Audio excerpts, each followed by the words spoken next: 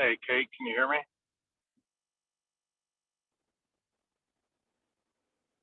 Yes.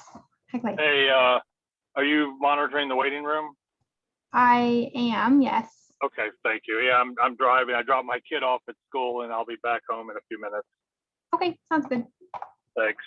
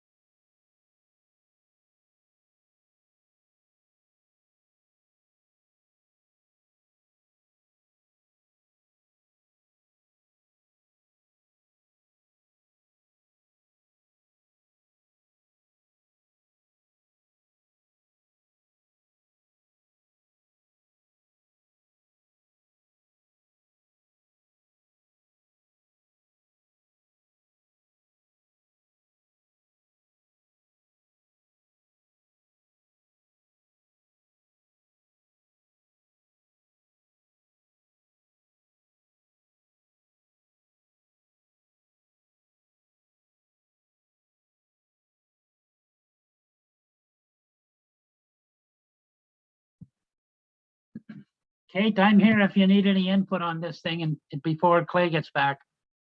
Okay, thanks. Yep. I'm just hanging out. I'm just handling the tech stuff right now, so. Yeah.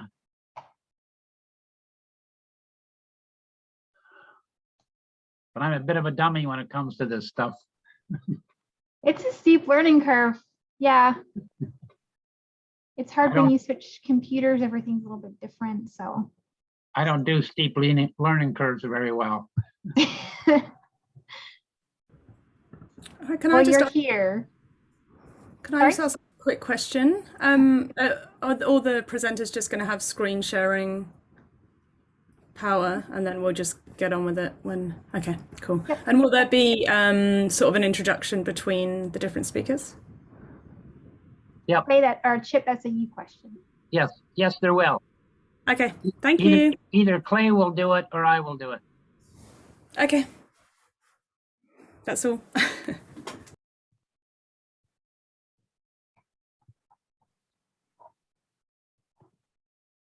Thanks everyone for logging in this morning. We're excited to get going. We're happy to have you here.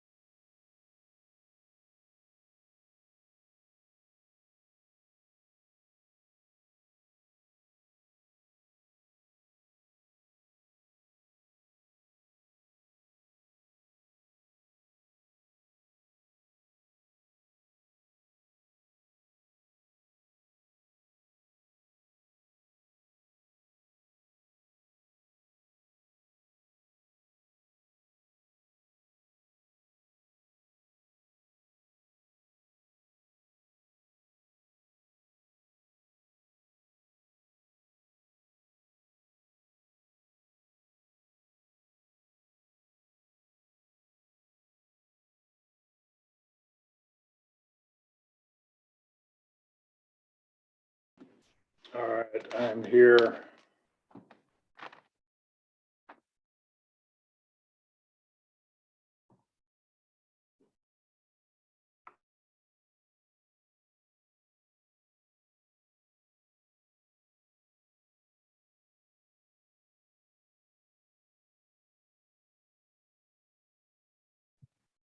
You're back, Clay. I am. Oh, How are good. you how are you this morning, Chip? Oh, I'm flustered and frustrated and unknown what's going on and all those things all rolled into one. Now I got to go walk my dogs. I'll be back by All 9. right.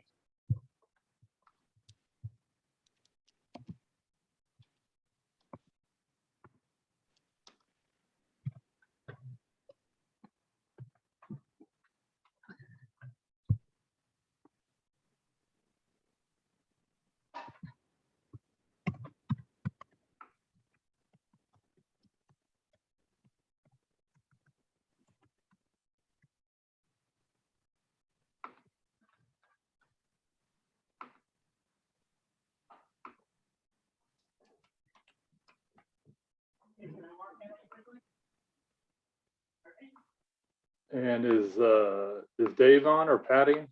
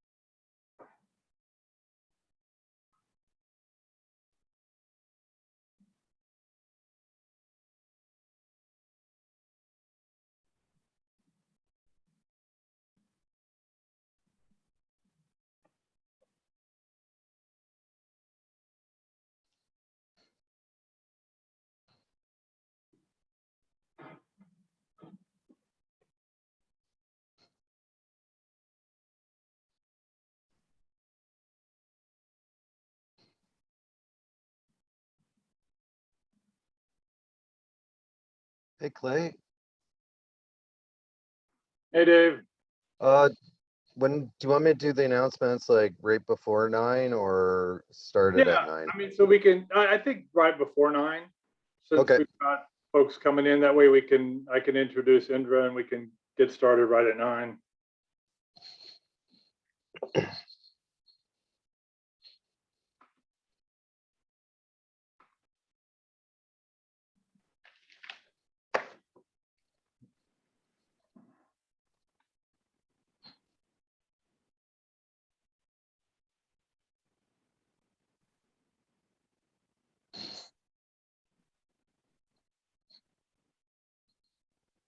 Yeah, it was a long day yesterday, eh? Yeah. It was good. It was productive. Oh yeah.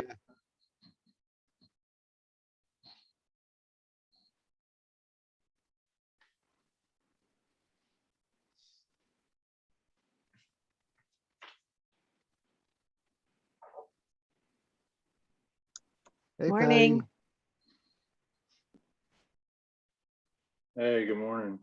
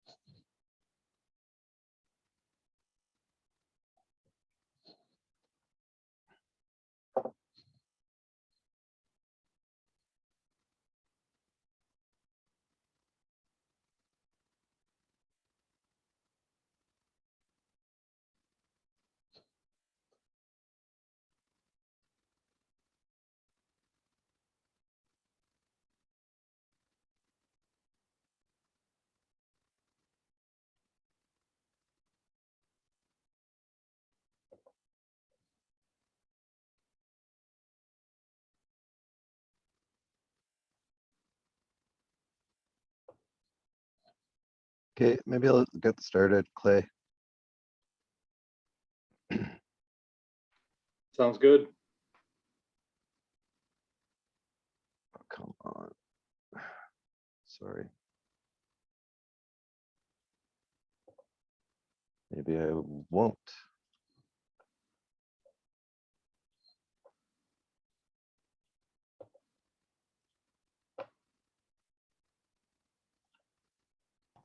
You want control of the screen, Dave? No, I just had to switch out of Zoom for a second.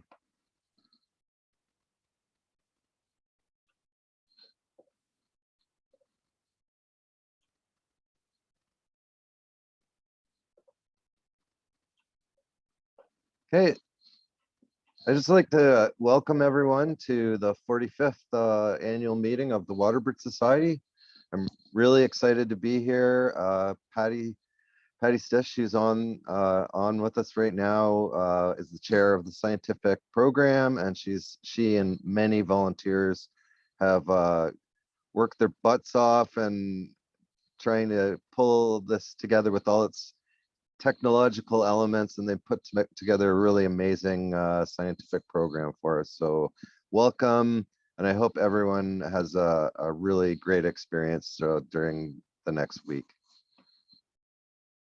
I'd like to begin just by making a quick acknowledgement of the land where we live and work, and especially the indigenous peoples who are an inseparable part of that land and have been its steward for millennia, and just that we take that example and try to strive to be good stewards, and I know conservation is central to our mandate. And anyway, I just wanted to acknowledge that.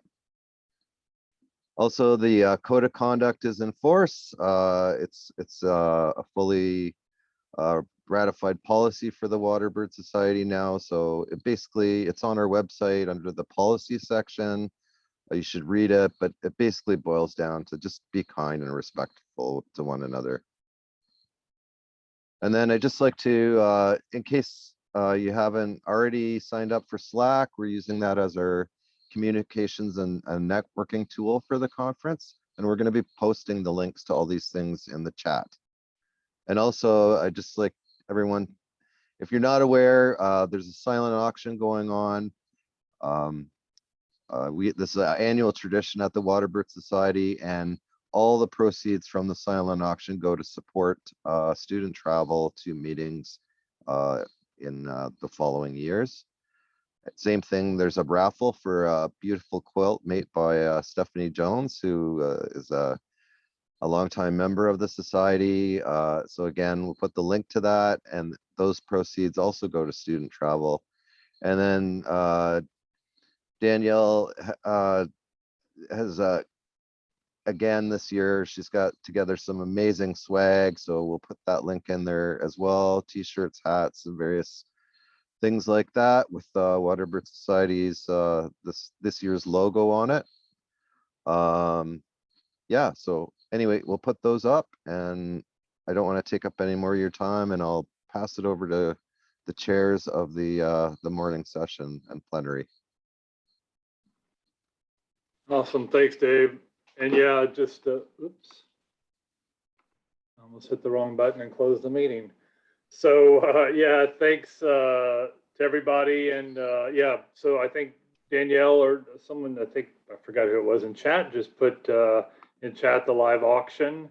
But please, yeah, important fundraiser that we do to support student travel to our meetings. And so definitely encourage you. There's a lot of great things in the auction.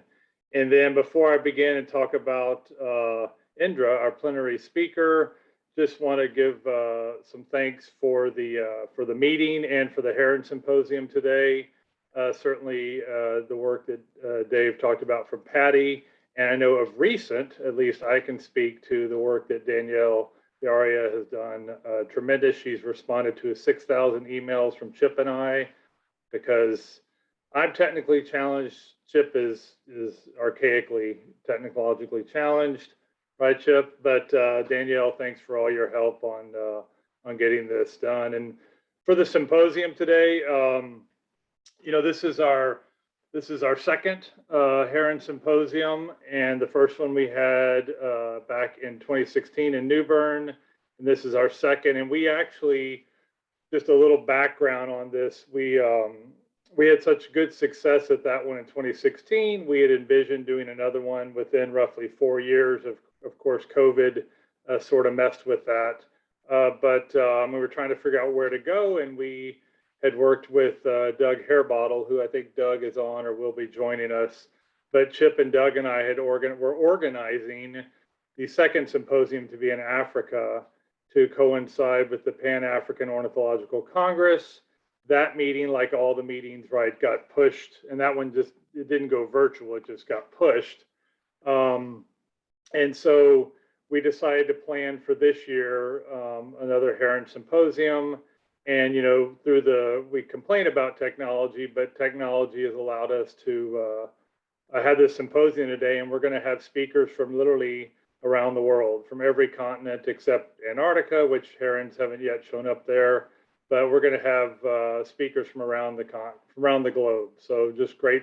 Looking forward to all the talks today. And then I would be remiss in thanking Chip and Doug And with all due respect to Doug and myself, this was really Chip's thing. He really worked hard to organize this, to recruit speakers. And so Chip, thank you for all the work you've done in putting together this symposium.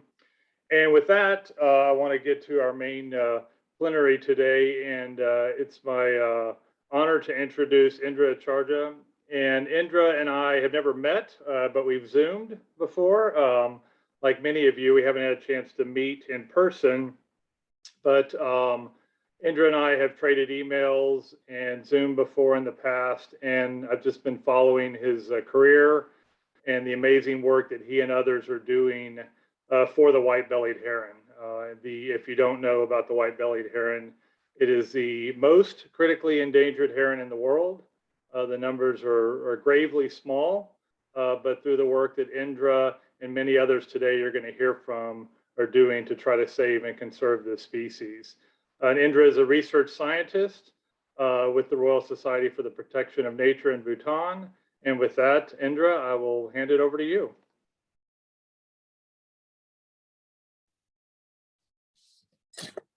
Thank you. Thank you, Professor Clay.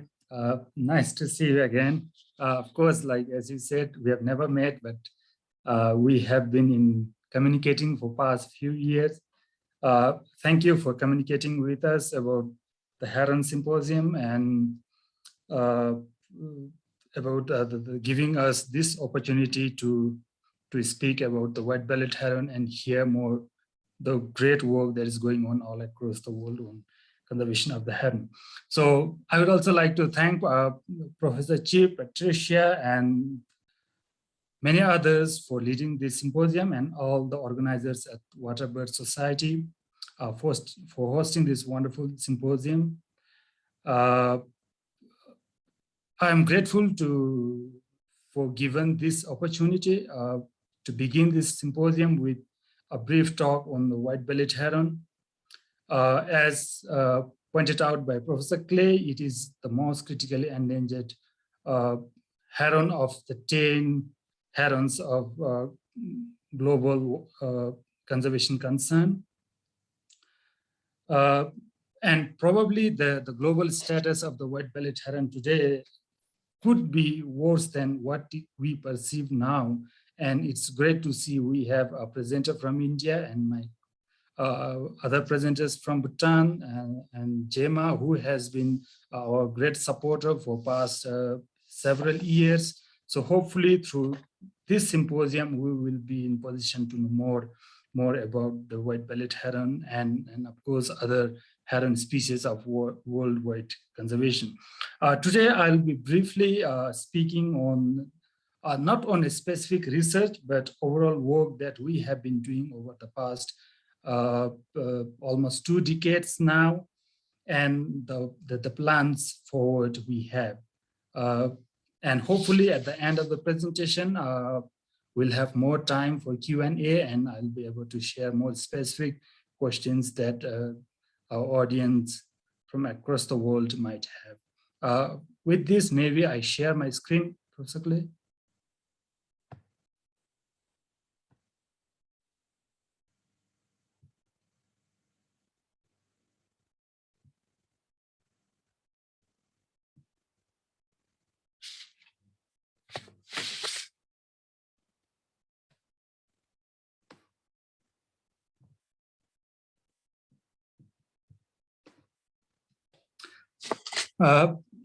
So the title of the talk that I have prepared is Saving the Critically Endangered White-bellied Heron from Extinction, basically looking back to 2 decades of our conservation work and the way forward.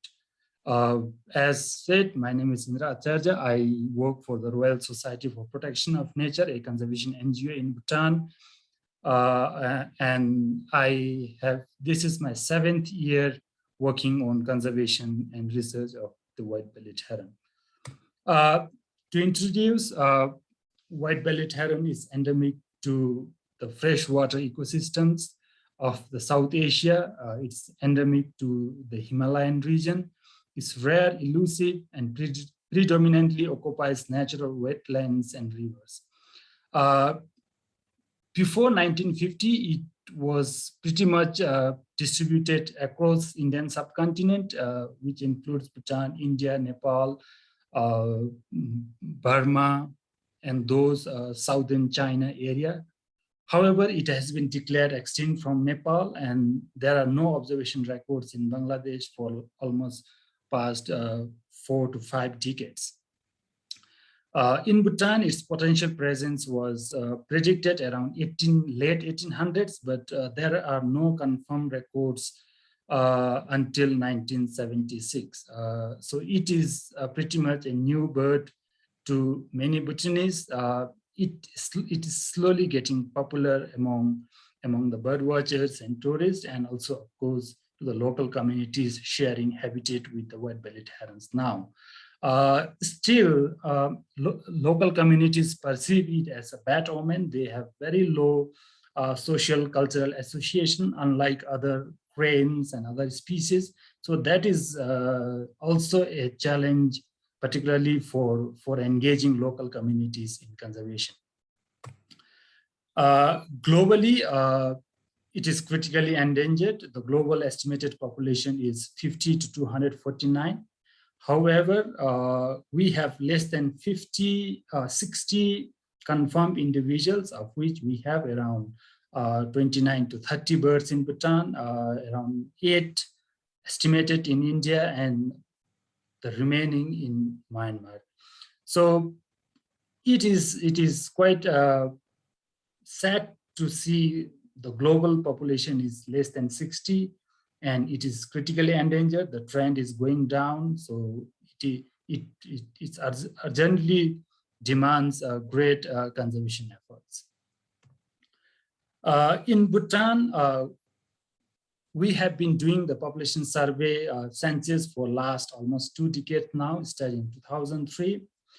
We have recorded from around 22 to 32 individuals annually. They are mostly distributed in 2 major river basins, as you see on the map in the center.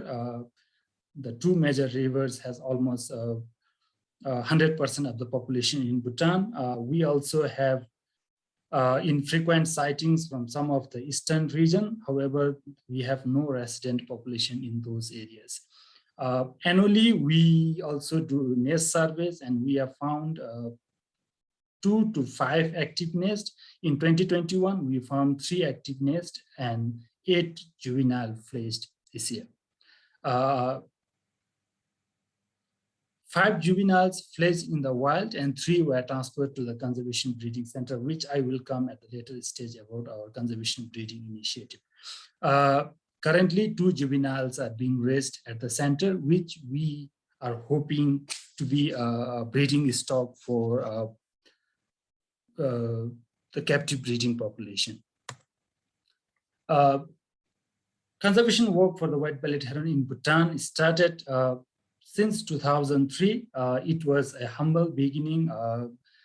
The researcher at RSPN, Rebecca Pradhan, led by the few forestry staffs and other researchers, started circulating pictures and posters of white-bellied heron and requesting the people and local communities to report their sightings. And in 2003, May of 2003, the first nest was sighted in Bhutan. It was quite significant because it was a rediscovery for the world after almost 70 years of earlier known white-bellied heron nest. And that pretty much gave a humble beginning for the conservation work in Bhutan. Over the past decades, we have been cataloging the species, the distribution, mapping protection, habitat protection and restoration. We have been monitoring population trend. We have been monitoring nest and breeding populations. We have been conducting public awareness, community support and engagement. And of course, we have gained a lot of information and knowledge about the species, which was almost unknown before.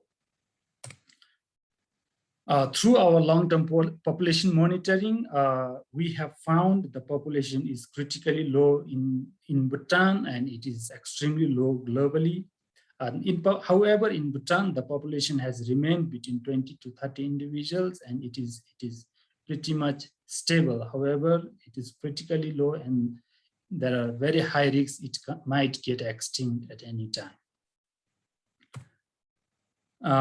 We started distribution mapping and surveys in 2003 from central Bhutan, Phochu and Mochu, which is highlighted in green, to currently we have a whole nationwide outreach. We are covering almost all river basins in Bhutan. However, we have a few rivers in Western Bhutan, which we are hopeful we will be able to cover in coming years. So based on the survey, we have found herons are pretty much occupying two major river basins in central Bhutan, that is Punasangshu on the left and Mangdechu on the right. Also, the nests are mostly distributed in two river basins, and we have almost 80% of the breeding population in one of these river basins. And we also have now established a network of citizen scientists which are helping us monitor white-bellied heron nationwide. We are using a simple mobile app so that the local communities, the foresters, the bird watchers, whoever sight the white-bellied heron immediately keep records, and that remains in our central database. So we have been doing this for past almost 3 years now, and we have almost gathered around 2,000 observations from across the country, and this is building up. So this is really helping us gather information on its occurrence, habitat use, distribution, and all other information on the species. We have also been monitoring population at the microhabitat level based on the population survey and other sighting observations that we receive from local communities and our partners. You can see from the graph on zone 1 and zone 2 on the left top, the population in Phochu and Mochu, and it is basically the upper basins of Punasangshu, the river on the left central. The population is declining on those two zones. However, we see the population going up in other zones. This is basically due to the rapid infrastructure development that is going on in these two river basins. However, the populations from those rivers have potentially moved down to zone 2 and zone 3, which is the lower basin of the same river, and the population is doing quite well in that area. So this microhabitat level monitoring is really helping us keep track of its distribution, its habitat use, and breeding population, and all other research work and conservation that we do. Regarding the breeding population, the white-bellied heron nest and the breeding population has remained as rare as the bird itself. And based on the record, I think there were only 2 confirmed white-bellied heron nest sighting earlier. One was in 1890 in Darjeeling, and probably other in 1930 in Myanmar. So for almost 7 decades, there are no confirmed records of white-bellied heron nest worldwide. So the finding of nest in Bhutan in 2003 was very significant. It was rediscovery after a long time, and that gave a new hope for conservation of the white-bellied heron. So starting 2003 to 2021, we have been monitoring and keeping records of all nests that we know in Bhutan. And of course, starting 2014, there has been records of breeding and active nest in India. So this is the hope for the recovery of this the species in Bhutan as well as other range countries. Nests are pretty much distributed in a single river basin, which is Punasangchu, that the black and green triangles that you see on the map. Green triangles are the 3 active nests that we found in 2021, and the black are the past nests that we have. Based on our observation and the record we have, on average, we found around 3 active nests every year. The average clutch size of 2.7, around 3x. Average hatch success rate of around 1.9 or 2, and average fledgling success rate of around 1.8, which is around probably 2 chicks annually. However, despite annual recruitment, the population in Bhutan and globally has remained critically low. It's still a mystery. Of course, we know little information, but it's still mystery for us where the herons are going. So with the infrastructure development, with the developmental work that is going on, there are some of the major challenges. So maybe I'll briefly state some of the problems the herons are facing today. The White-bellied Heron Conservation Action Plan Development, or the international conference that we had in 2015, developed the White-bellied Heron Conservation Strategy. In that, the major constraints, indirect threats and direct threats were identified. However, we have been doing micro-habitat level threats mapping across the country, of course, in the areas where the herons are found.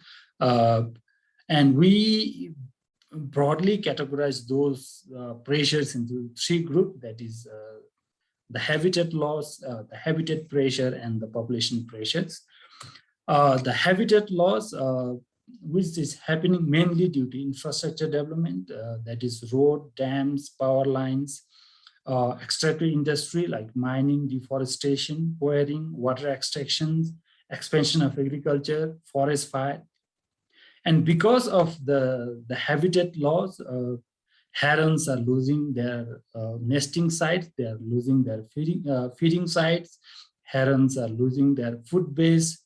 And the study by my friend Pema Khandu in 2018 found herons have very specific feeding site preferences. So they need a refill of shallow water and pools, which due to the hydropower development and other infrastructure development, we are losing those kind of preferred habitats, and probably the food base is declining. So that is directly impacting the population of the white-bellied heron. In 2018, I did a research on nest site preferences of the white-bellied heron and found a very unique nest site selection. They prefer to nest on well-exposed tall trees, well-exposed to sun, and an open area which could be pretty much safe from predators. So with the increasing demand for timber and other resources, those kind of trees are being harvested. Those type of areas are under disturb. So that is also directly impacting the breeding areas and the breeding population of the white-bellied heron. The other threat is the habitats pressures. That is, those habitats are not being directly lost, but the habitats are disturbed or under pressure. So these include illegal fishing, water pollution, irresponsible ecotourism and recreations, direct human disturbances, diminishing food resources, seasonal floods, climate change, and others. If you look at the images here, the first on the left is a heron flying from its feeding site when a raft passes by that area. So it is herons. Our study found that herons take almost an hour to 2 hours to catch a fish. And when a raft is passing by every time, it has to fly off and come back again. So in the process, sometimes we found herons can't even catch a fish in a day. So there are chances, if this continues, there possibility heron could starve to death. So these are some of the threats, the pressures that the habitat is undergoing. And of course, resource extraction, the illegal activities, the livelihood of the communities, all these are putting pressure on the remaining habitats. The small population is also under pressure. Mortality, predation, small population size, extremely low genetic diversity, nest failures, all these are contributing to decline in population and impacting its hopeful recovery in the wild.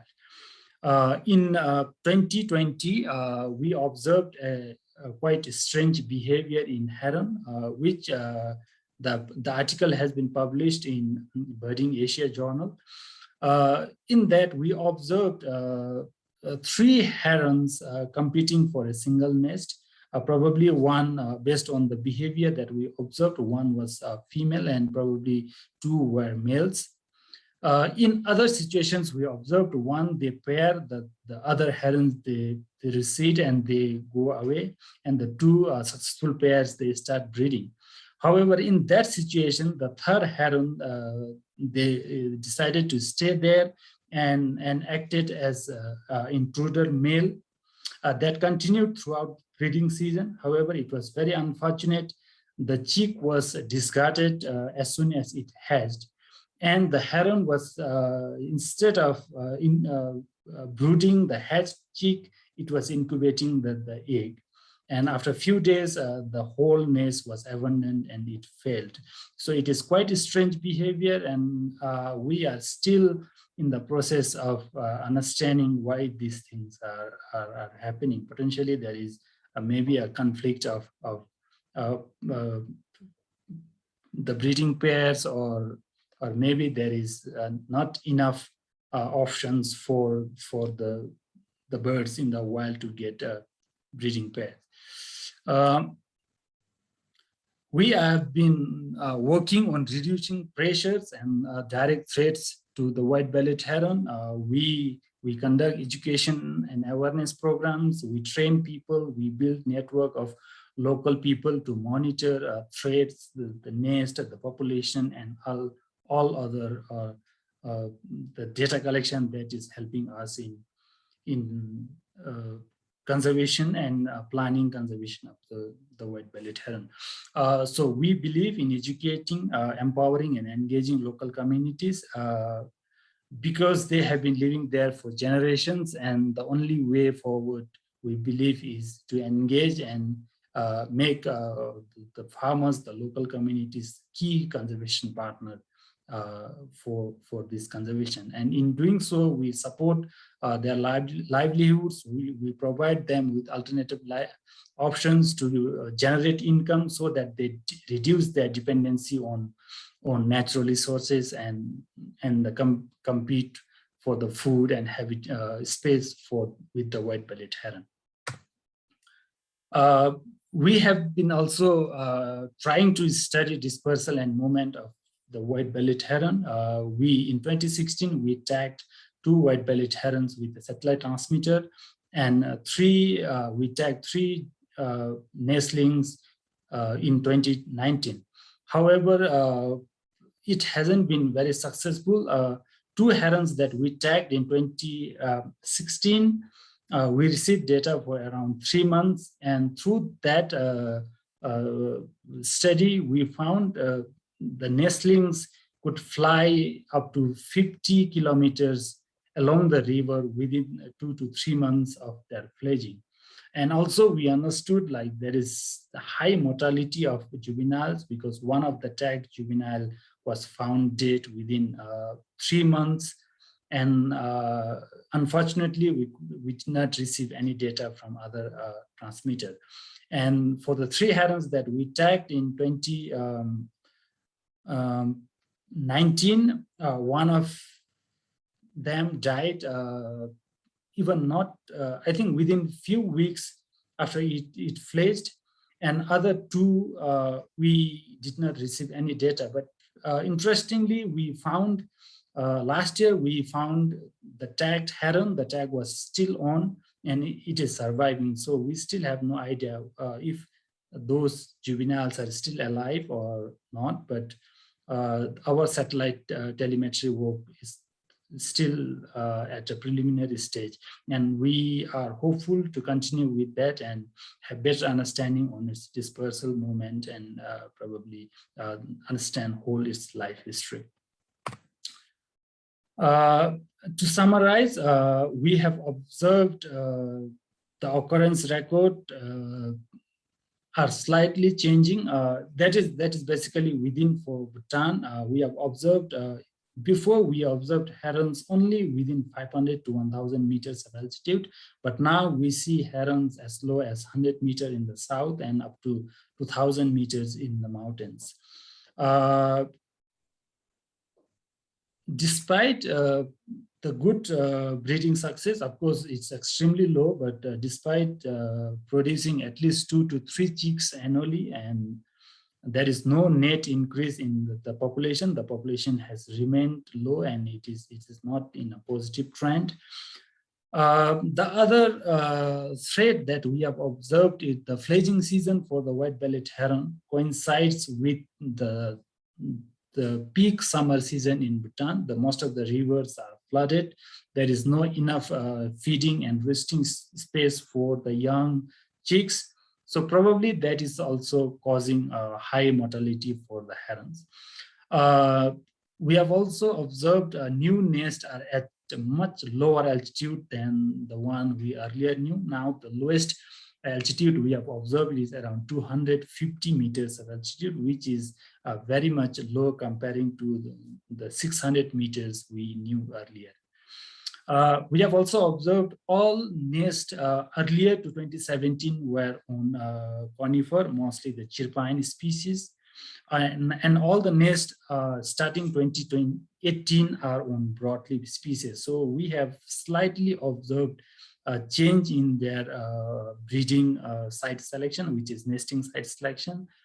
We are not sure is that is a permanent change, or is it that caused due to disturbances, or is it a natural phenomenon? Of course, we have observed heron nesting on broadleaf in India in 2014, but this has been new for the herons in Bhutan.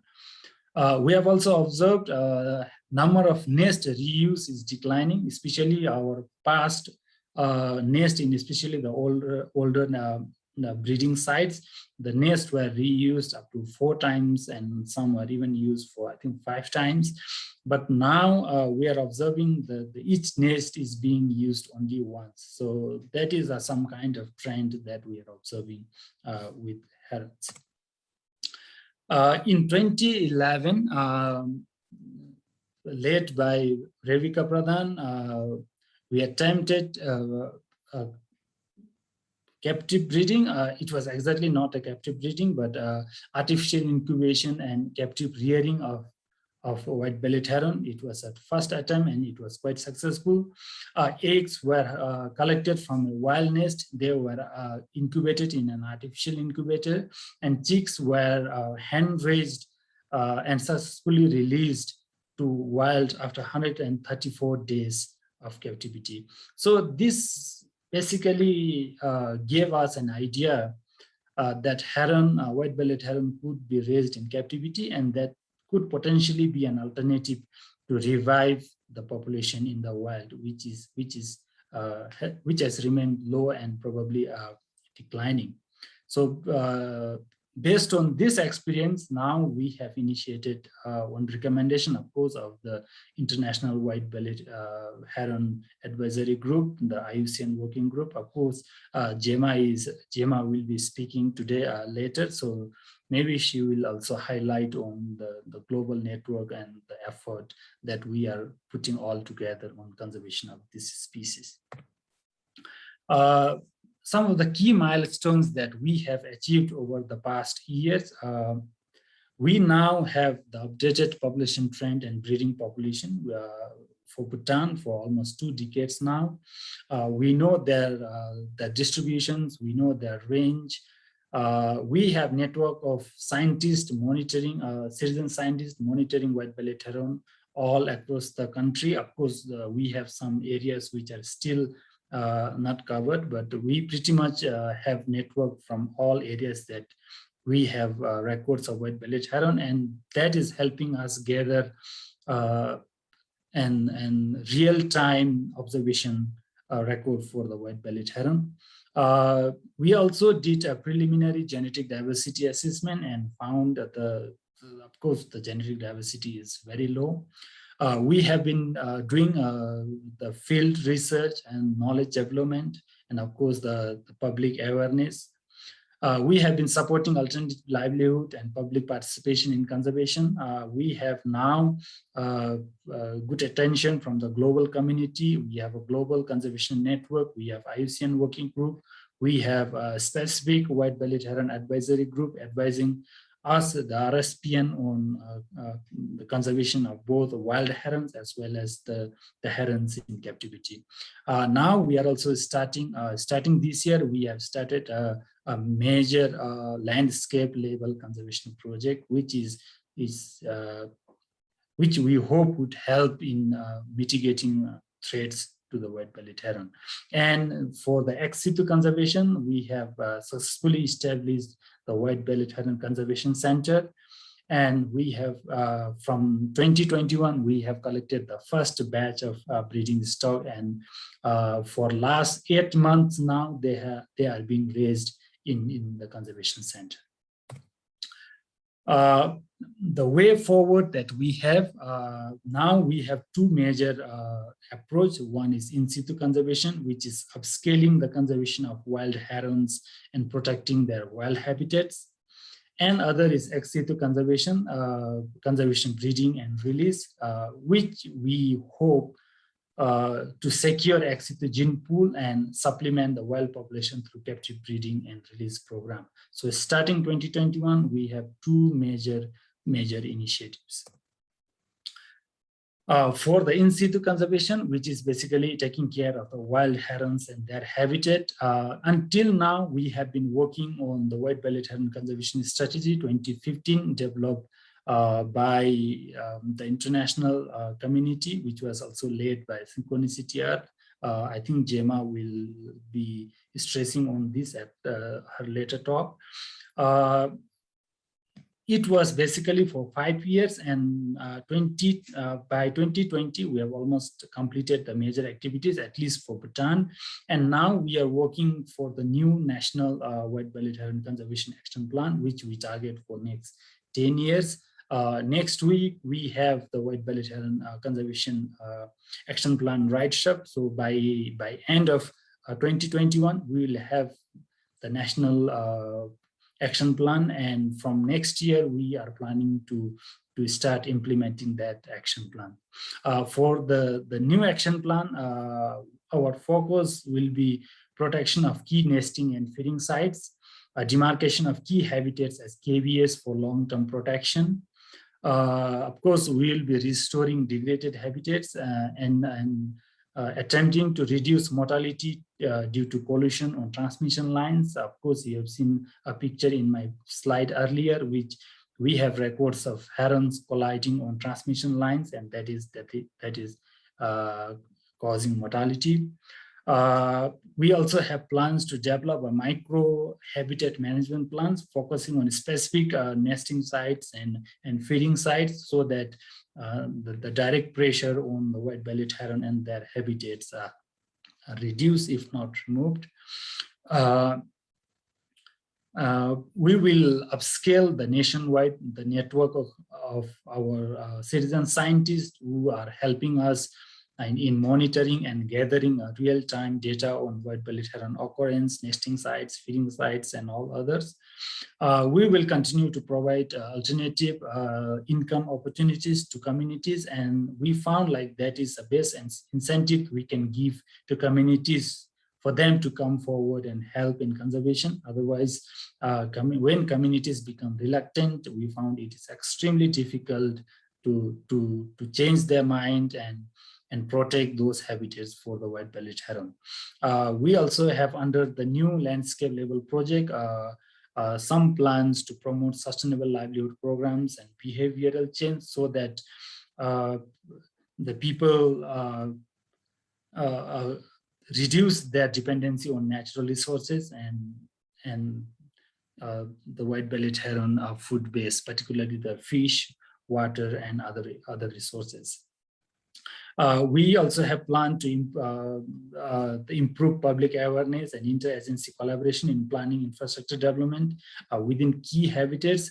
Currently, Bhutan has very much focused on development of hydropower projects, and some of the key white-bellied heron habitats have been impacted due to the hydropower development.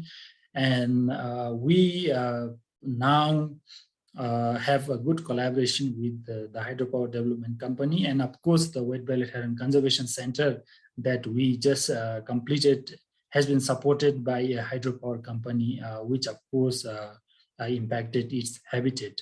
So we are increasingly developing our collaboration and interagency partnership in conserving the species.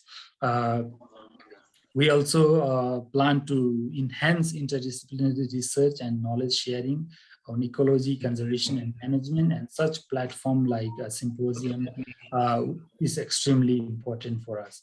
And finally, we hope we will be able to strengthen regional and global network coordination, collaboration, and WBS collaboration.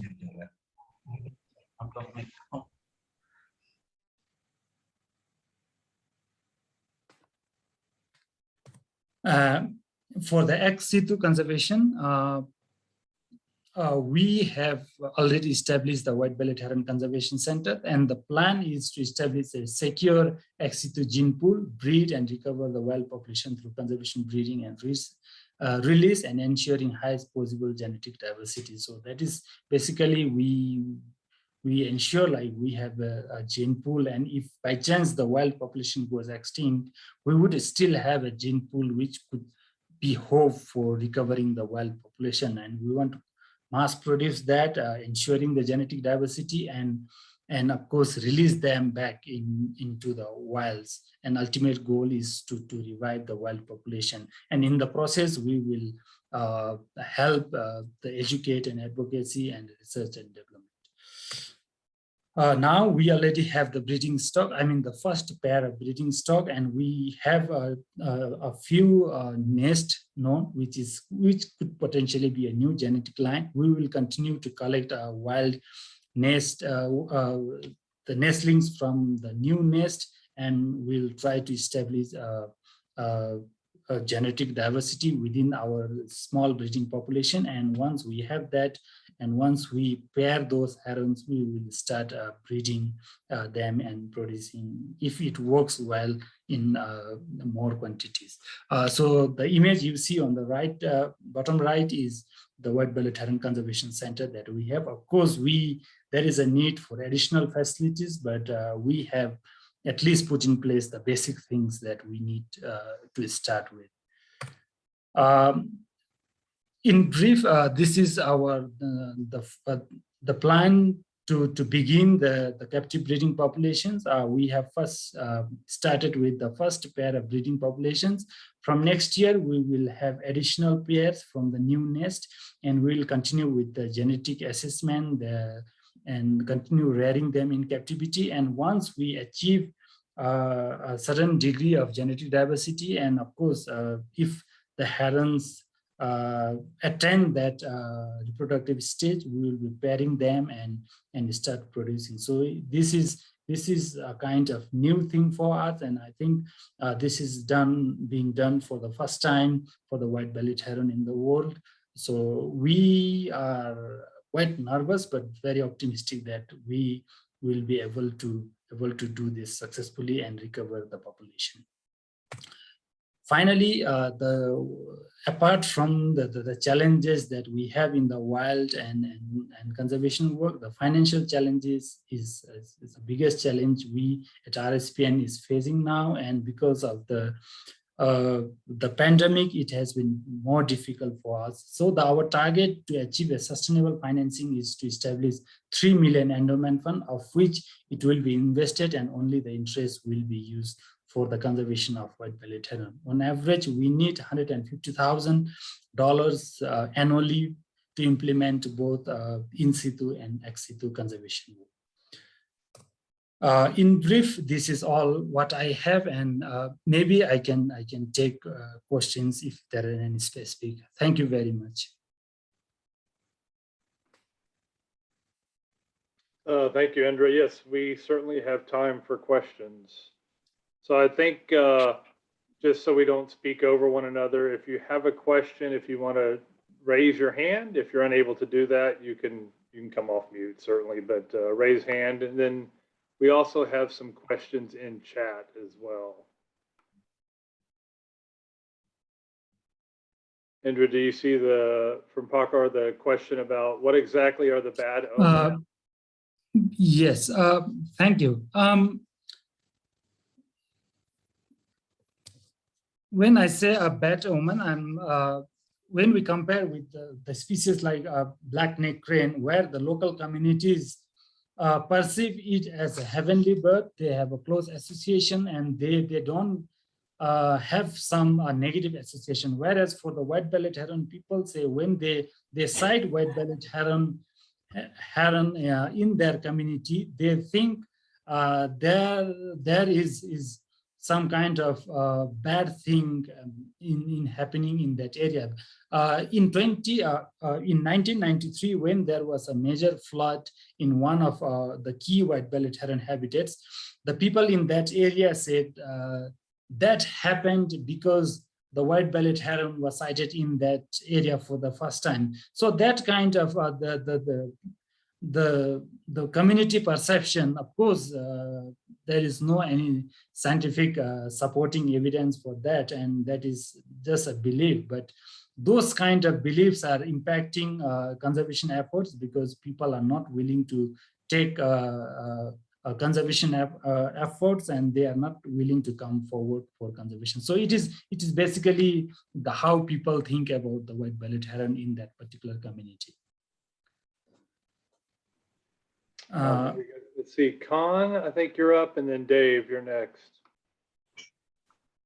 Hello, everyone. Thanks for the great talk, Indra. I was wondering if you said that nest reuse patterns have changed over time. So they used to use the same nest over and over again, but now they are not doing it. I was wondering if that can be related to their reproductive success, because I know that in some raptors, when they have some nest failure early in the breeding season, they tend to, abandon that nest next season. So can that be something like that? Or what do you think is causing this? Do you have any idea? Yes, thank you. Yes, exactly. Based on our record, we have seen like the nest before 2015, some of the nests were used for up to 4 times the same nest. The breeding pair come back to same site and they use that again and again. But starting 2018, we have observed a single nest is being used only once. And in one case, heron is building a new nest just adjacent to the old nest, but they are not using the same old nest. Of course, I think maybe the success rate could be one reason, but especially in some of the areas, we attribute that to the community disturbance because it is critically endangered and people have certain kind of the bird watchers, the photographers, they start visiting that area more frequently. And I think the heron perceive that as a threat and they are abandoning that area. But now we are trying to mitigate that. We try to keep at some level, keep it a secret so that the people don't visit that area. But however, it hasn't changed the trend. So yes, that is, I think, a very slight change. Maybe there are chances that the nest in the future could be used for multiple times. That is what we know for now. Obviously, I think we need more research to understand that better. Thank you very much. All right, Dave, go ahead.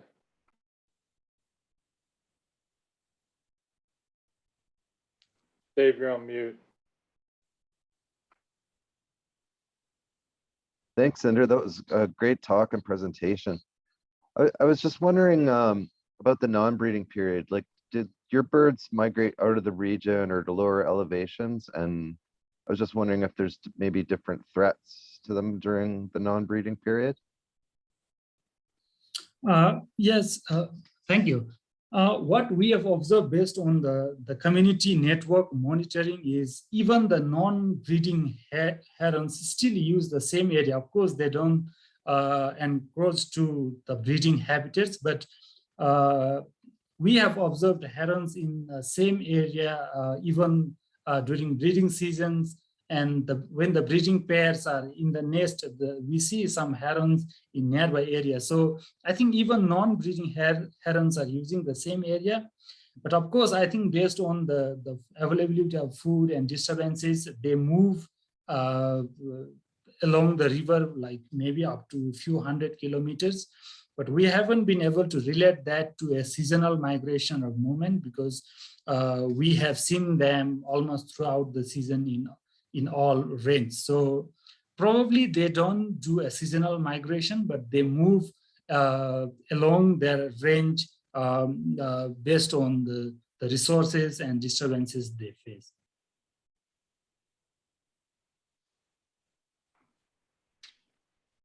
Kate, go ahead. Good morning, Indra. Thanks for your talk. It sounds like you've had a really successful outreach and citizen science component to your conservation work. And I'm wondering to what extent you've been able to use that network that you've built to help conserve other waterbird species in the region. Yes, thank you. I think, of course, the White-bellied Heron is our flagship program. We focus on that. But when our mitigation measures, especially those reducing threats, are focused on reducing threats to all waterbirds, some of our threats like providing alternative livelihoods and reducing communities' dependency on natural resources, that is helping us improve the overall riverain habitats, which is of course being used by all other birds. And of course, during other times, we only keep track of white-bellied herons, but during population surveys and nest surveys, we even do surveys of all waterbirds and associated species in that area. So, of course, it is helping in conservation of other associated species and other biodiversity within that landscape. Yes, thank you. Thanks, Kate. Chip, go ahead.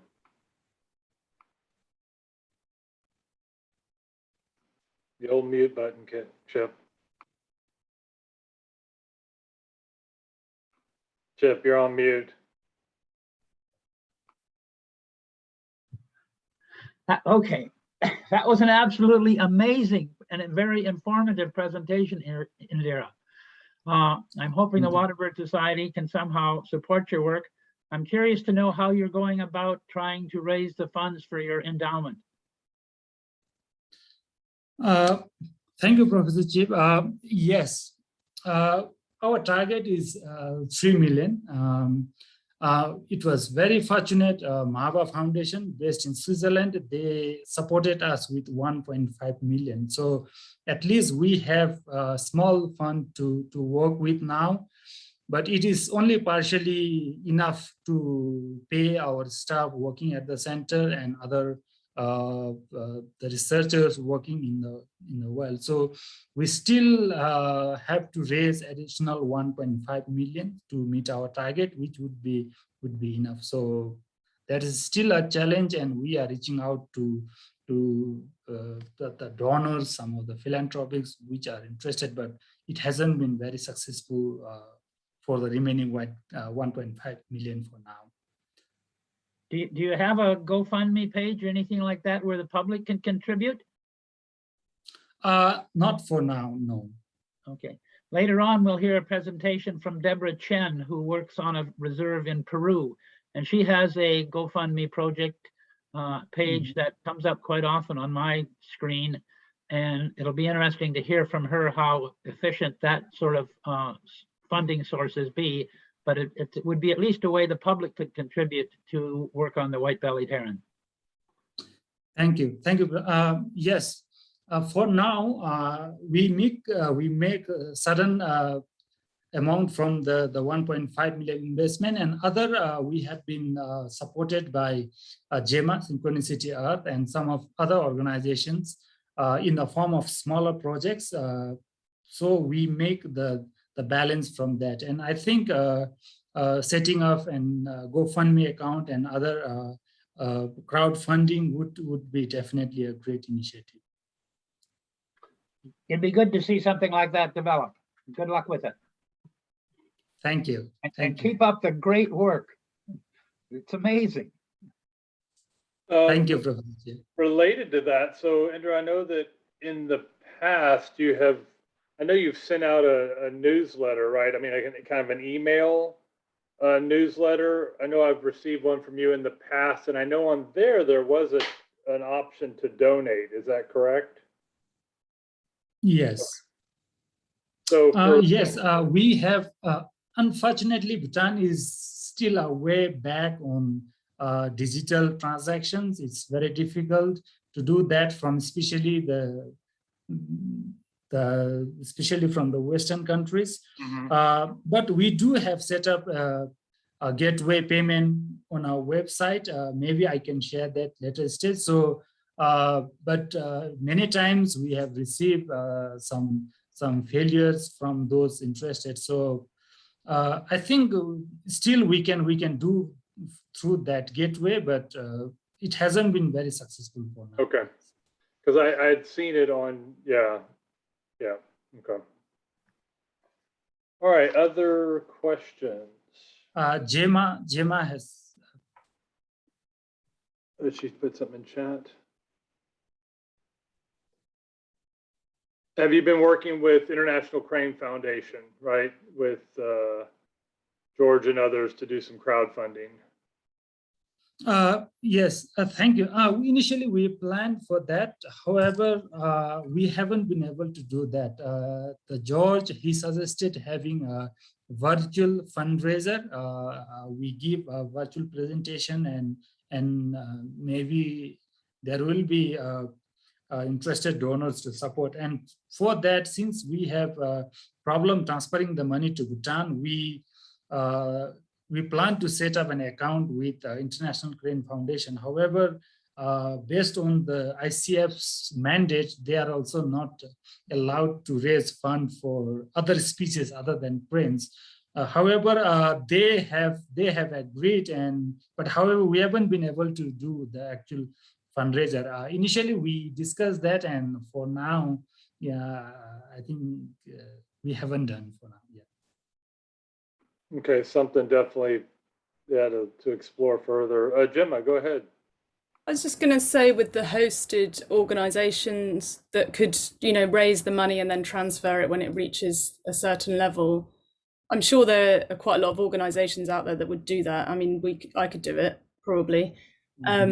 But it's a matter of how you're actually profiling it to get the money through. But if it was a matter of having RSPN doing the work, but they needed a US or UK based sort of host, then talk to me about it, because we could probably do that. Excellent. Anything else? So Dave asked in chat, do you see that?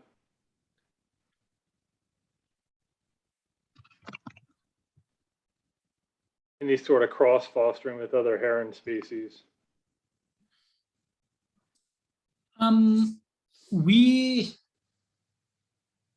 Even other herons are also rare in Bhutan. I think for particularly for me, white-bellied heron is most abundant heron that I have seen in Bhutan. So I think it will be equally challenging for even to do with other herons, because we do have some record of gray herons, but it's not that abundant in this area. So I think we haven't thought of that, but maybe in future, if the breeding or the pairing of the white-bellied heron doesn't work, maybe we can explore for other options. But for now, we haven't thought of that. That makes sense. All right, well, I think we'll pause here, give everybody, we're going to start at the top of the hour. I know everybody's in different time zones, but we'll start at the top of the hour with Gemma. But if people need to refill coffee, I know, what is it, about 9 o'clock at night, Indra, for you? Yes, it's 8:55 p.m. Yeah. So we'll start in about 4 minutes with the symposium. Thank you so much. Thank you, Indra, very much. As Chip said, excellent work that you all are doing, and really appreciate it, you sharing this with us. Yes, thank you Thank very you. much, Indra.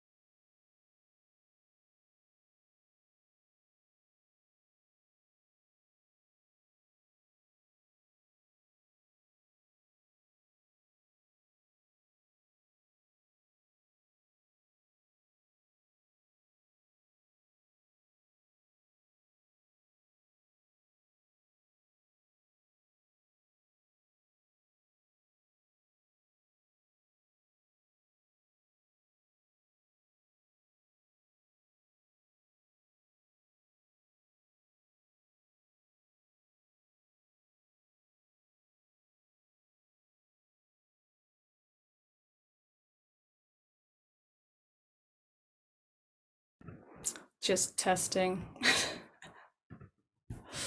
No, it looked good on my end.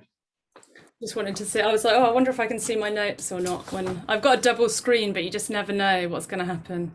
Yeah, were you able to see your notes? Yeah, I could see those. Yeah. Sometimes you have to either share the slide or share the screen. Yeah, it gets a little tricky. How are you? I'm doing well. How are you? Busy, but fine. Yeah. Yep. How is COVID over there these days? All right, really. Yeah. Most people have had 2 vaccinations. They're offering a third to older people and vulnerable people. Yep. And it's fairly normal, really. That's good. That's good. The people are still wearing masks on public transport, but that's about it now. And even schools have kind of finally gone back to being a bit more normal, which is really nice for the kids. Yeah. Yeah. Yeah. We're getting back to normal here for the most part. Yeah. I mean, we're bankrupt as a country, but you know, other than that, it's great. And now there's no money for climate change. Hi, Gemma. I'm looking forward to your talk. Well, it won't be a patch on Indra's, I'm afraid. You guys have done an amazing job with your white-bellied heron work. I can't believe how you're just well organized, and you've got a huge group of scientists working on it. I mean, you've done a tremendous job. Oh, I haven't done much, but the people in it have done Yeah, stuff. that's what all the leaders say. Oh, I haven't done much. I think you've done a heck of a lot. So there. Thank you. I'm so sorry that I was so late on the presentation as well. We had a restructure in our organization this year, which has meant a lot more work for me, but it's been interesting. So You're located where? In Switzerland? no, in the UK. No, you're in UK. Okay. Yeah. Well, we're going to get started in a minute or so. Just real quick on a few things. So now we're kind of moving into after Indra's talk, right? This is sort of our standard sessions, 20-minute talks. Speakers, you know, you got 20 minutes, put it that way. I'm not going to give you the hook. I won't kick you out of Zoom, but please try to stay on time. And, you know, hopefully end a few minutes early so there can be some questions from the audience. And I was remiss earlier in my introduction. I wanted to acknowledge Jim, Jim Cushland, my friend and mentor. He is gracious. There's Jim. He's graciously, you know, agreed to basically help wrap us up at the end of the day today. So Jim, it's good to see you again. And I appreciate your obviously longtime involvement in heron conservation. Well, this is great to see everybody on the Zoom call, but what a fantastic presentation we just had. Absolutely. And congratulations to everybody involved. Awesome. Thanks, Jim. All right. So with that, I'm going to introduce our first speaker with the sessions, Gemma Goodman. And Jim and I have met. We met, I guess, at the IUCN meeting back in 2015 in Abu Dhabi. But as you heard Indra talk about her briefly in her work, she is with Synchronicity Earth, and you're the head of conservation programs there and has been heavily involved in the White-bellied Heron Working Group. And today she's going to talk about a coordinated response to the plight of the White-bellied heron. Gemma, over to you. Thank you, Clay. Hi, everyone. Nice to see you all today. Indra, thank you so much for a really great kickoff to the session. And I can assure you my talk won't be as good as his. So I'm sorry about that, but it is shorter. So there's something there. I've just had a message saying you've been taken out of the account on Zoom. So hopefully I'll stay here. But anyway, we'll see what happens. So I will share my screen if I can. Which I believe is this one. Can everyone see that properly? Yes. Okay, great. Yes, but we're seeing your presenter view. Yes. Okay. Let me just end it. Gemma, if you go back to that what you were showing us, near where you hit end, there was another option for, so. Is that sharing? Yeah, and if you'll hit the PowerPoint button down at the little projector thing, it should. Nope. Okay, now at the top where you ended the show, use slideshow. One more over. There you go. Thank you. Hey. It did get rid of my notes, which is annoying, but never mind, I can cope. Anyway, so thanks very much for having me here today to speak about a coordinated response to conserving the white-bellied heron. So I have been working as the kind of voluntary international coordinator for the IUCN SSC White-bellied Heron Working Group, which sits under the Heron Specialist Group. So I'm going to talk to you briefly today about a little intro to me and Synchronicity Earth, which is my organization, and how that fits in, why white-bellied heron and its situation. So you heard quite a lot about that from Indra already. The formation of the White-bellied Heron Working Group, our priorities and progress, and then think briefly on next steps. So in terms of Synchronicity Earth and my involvement, well, firstly, I'm certainly not a heron expert, so please don't ask me any difficult questions about herons. But I do work for a registered charitable foundation called Synchronicity Earth, which is both a UK and US organisation. Our main role is to fund underfunded and overlooked species, ecosystems and people. And we very much work through local and national organisations. We do support some international groups, but our primary focus is small-scale, long-term support, both in terms of funding, but also in terms of capacity building. We work by finding the groups ourselves based on our strategic priorities. However, many years ago, white-bellied heron work came out to me when I was looking for a freshwater species that would really highlight the plight of freshwater ecosystems relating particularly to large-scale dams. And as I looked into the issue more and I was searching for an organisation to support, there were many key players that were asking for more help, more of a coordinated effort, and a scalability of the action that was happening. I've been involved in white-bellied heron now since 2014. Despite Synchronicity Earth's own kind of strategies moving on, they've allowed me to continue spending some of my time working on this. So you've already heard a lot of this. There are lots of obvious reasons why white-bellied heron should be a priority. It's critically endangered, and although on the IUCN Red List, there are estimated to be around 250 individuals or less than 250 individuals, The White-bellied Heron Working Group originally estimated that there are probably less than 60 across all of its range. So it's obviously hugely endangered. It's also an edge species and an ASAP species. So it's quite genetically rare as well. And you've already heard that it's one of the largest herons in the world. And I already mentioned some of the rationale regarding it, this large iconic species representing the plight of freshwater ecosystems. But it's not only freshwater and its riverine habitats that it relies on, but also its forest habitats. So white-bellied heron requires both a transboundary and integrated ecosystem-based approach. So in terms of the conservation strategy, you heard from Indra that a white-bellied heron conservation strategy was produced in 2014. This was on the back of an international workshop which was organised in India in December 2014, thanks to Atri, who you'll hear from later today, who did organise and facilitate the meeting. And Synchronicity Earth was lucky enough to be able to support this through funding and facilitation as well.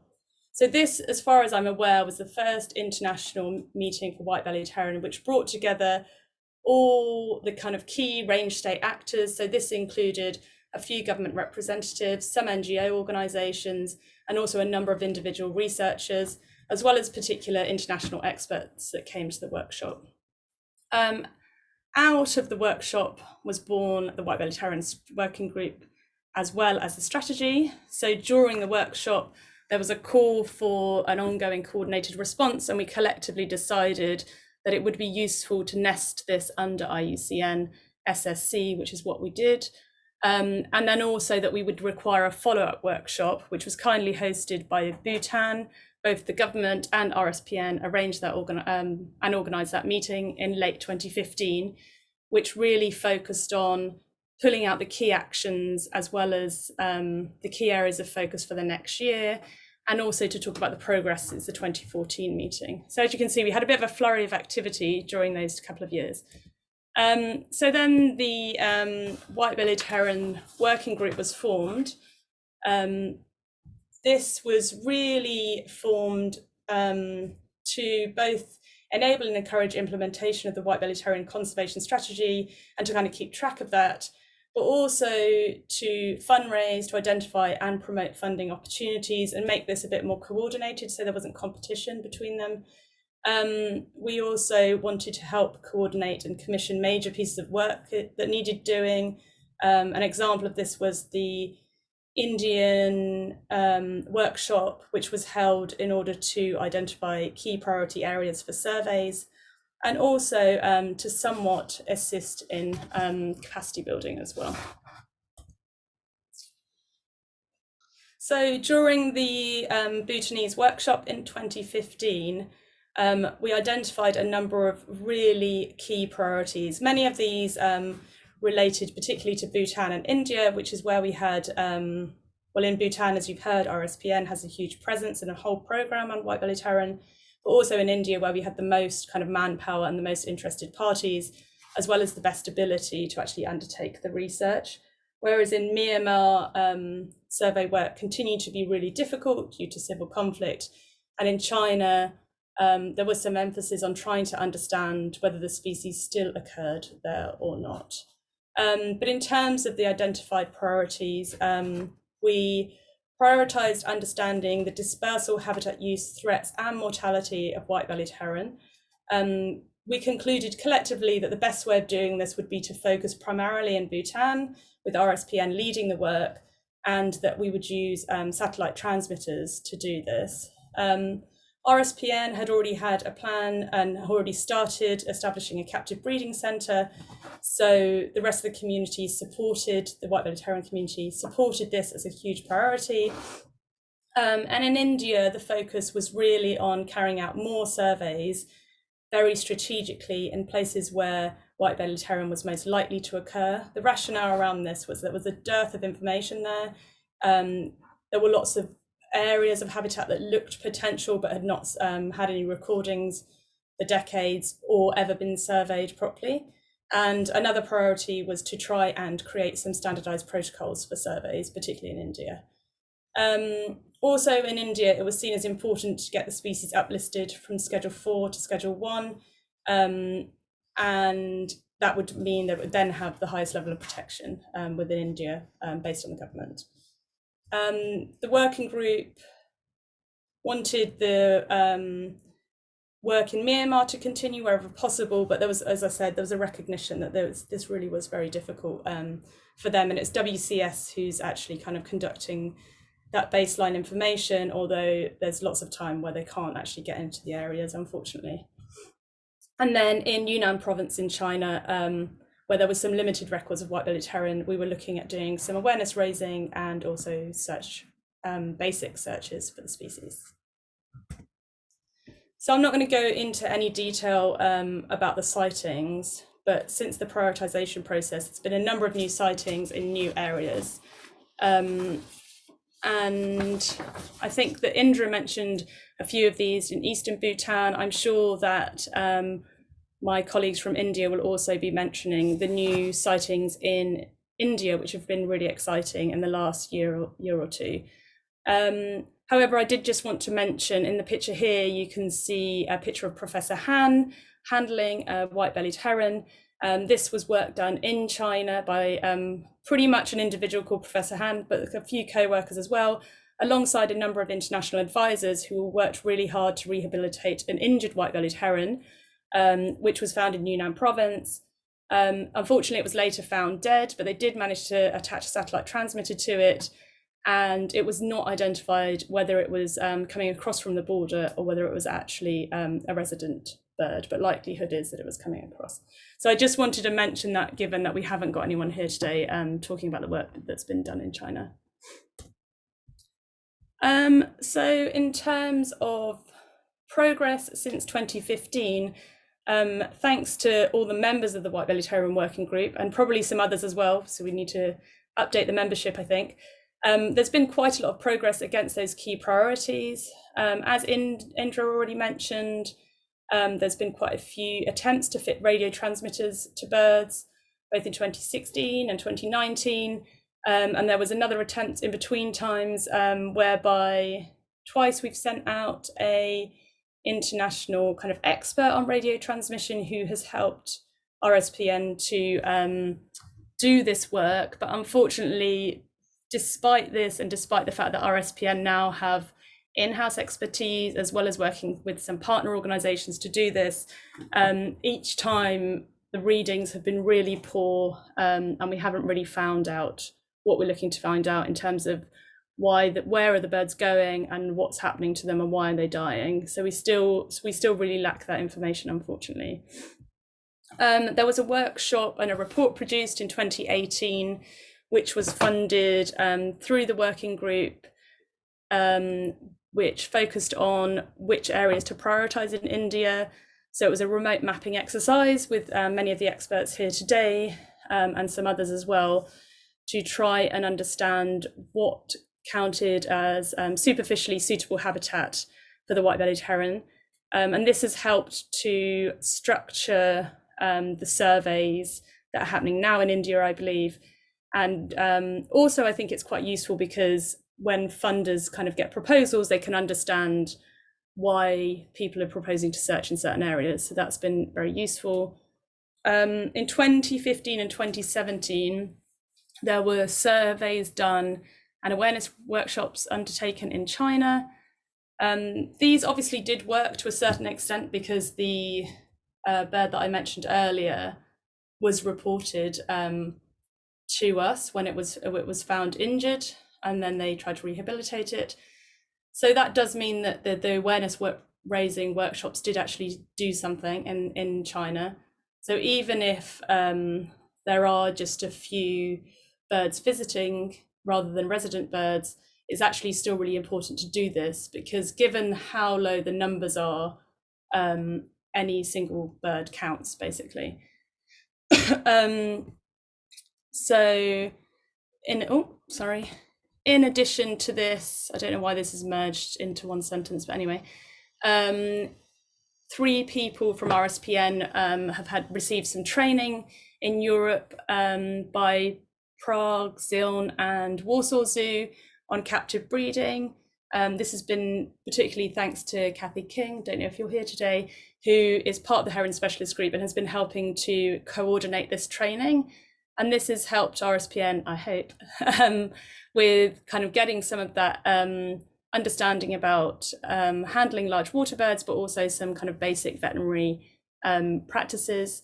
And in addition to this, these zoos have also helped supply some funding and also procure some of the equipment for the captive breeding centre, which I think has also been really useful because it's difficult to get that all in Bhutan.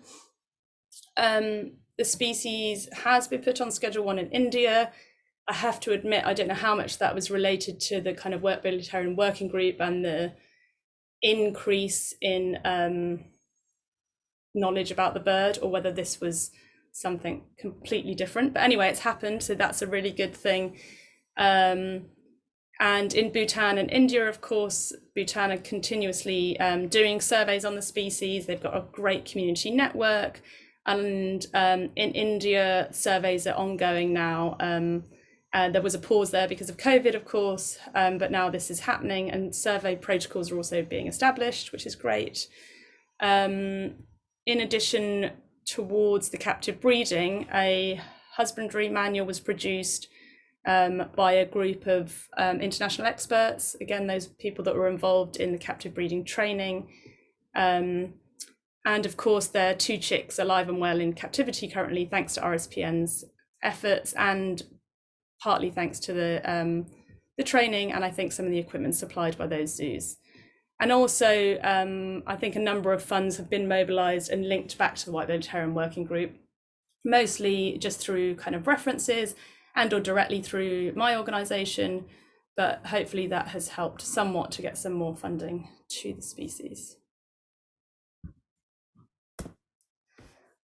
So in terms of kind of next steps, for the White-bellied Heron Working Group, we hope to continue to support all the initiatives that are ongoing, and it's very much a kind of organic process currently, and a kind of open conversations with all the key people. There are national coordinators for each of the countries in which the species occurs. So in theory, we have regular catch-ups and then talk about kind of what's most needed.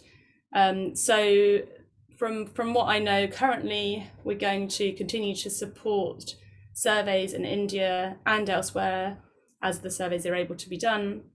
Also support these new survey protocols in India, which may also be useful for some other regions as well. Continue to support the captive breeding and head starting centre.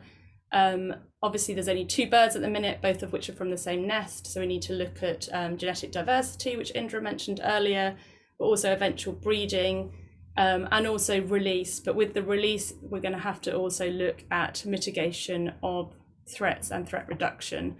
And as Indra also mentioned, there is an international advisory group on the captive breeding centre. So the White-bellied Heron Working Group is part of that as well. So we will continue to engage on that as RSPN wishes us to. And I think the tracking information is really key as a priority. So we need to find a better way to support both in Bhutan, but potentially in India, the satellite tagging exercise and how to find a way to kind of make this work. So if anyone's got any good ideas, please do let us know. And also continue to provide that guidance and funding, links, resources and references, which is really important, I think. And lastly, I think it was highlighted by Indra as well that the strategy is actually quite old now and out of date. And we kind of talked about a possible in-person meeting a couple of years back, and then COVID kicked off and it hasn't happened. And everyone gets busier and busier. So I think it is probably time to refresh the strategy, but whether that needs to be one big international strategy or different national strategies with something overarching to bring it together is a question. And I think, you know, we have got a lot better at these remote meetings. So it's possible that it doesn't need to be a kind of global in-person meeting, but I think ultimately you do get more out of that, but we'll have to look at the pros and cons in terms of conservation for that.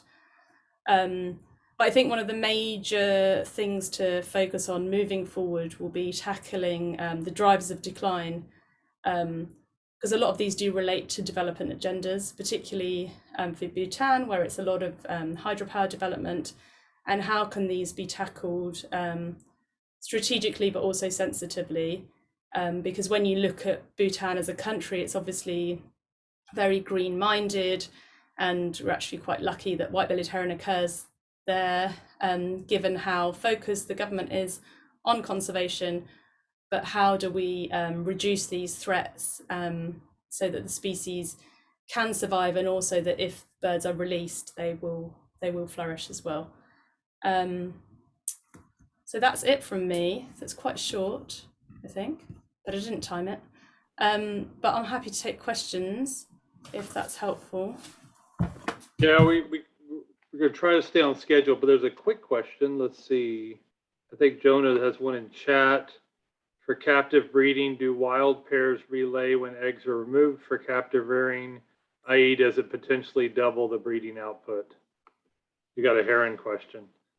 I think that Indra might be best to answer that, but we did talk a lot with representatives from Ziln and Prague Zoo who were helping guide that. And the theory was hopefully, but I don't think that's not what's happened yet, is it, Indra? It's only been one. Thank you. Yes, we haven't tried this, but what we feel is like in 2016, when we tagged the herons from a nest, that parent abandoned the whole nest, so they didn't come back to the same nest again. So we fear the parent might eventually abandon the nest instead of laying more eggs there. However, this year when we lifted, there were 4 chicks in the nest, and we lifted 3 and left 1. And we were monitoring, and it was very fortunate the parent came, and that even the chick in the nest was survived, and it fledged a few months ago. So we haven't tried this, but we don't want to take risks because it's highly likely the parent might abandon the whole nest, and it might fail, because we just have 2 or 3 in Bhutan, and if one fails, it's a big loss. Almost we are losing 1 to 2% of the herons. So I think it's a very risky attempt, but we never know. Maybe in future we could attempt that. Yep. However, but for the captive breeding, I think if the pair successfully start breeding in captivity, maybe we can try that, and maybe we do egg stealing, and maybe they will keep on laying. If that works, that would be excellent. Yeah. All right. Thanks, Indra. Thanks, Gemma. We're going to keep moving. I know there's some questions in chat. We can look at it, but I'm going to go on and introduce our next speaker so we can get back on time. So our next presentation, I believe Sarala Kalling is going to do the presentation, and it's on setting up protocols to monitor the critically endangered white-bellied heron with focus on threats to the species in the changing landscapes around Namdapha Tiger Reserve in India.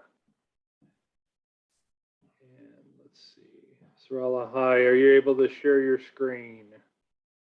Yep, awesome. Looks good, thank you.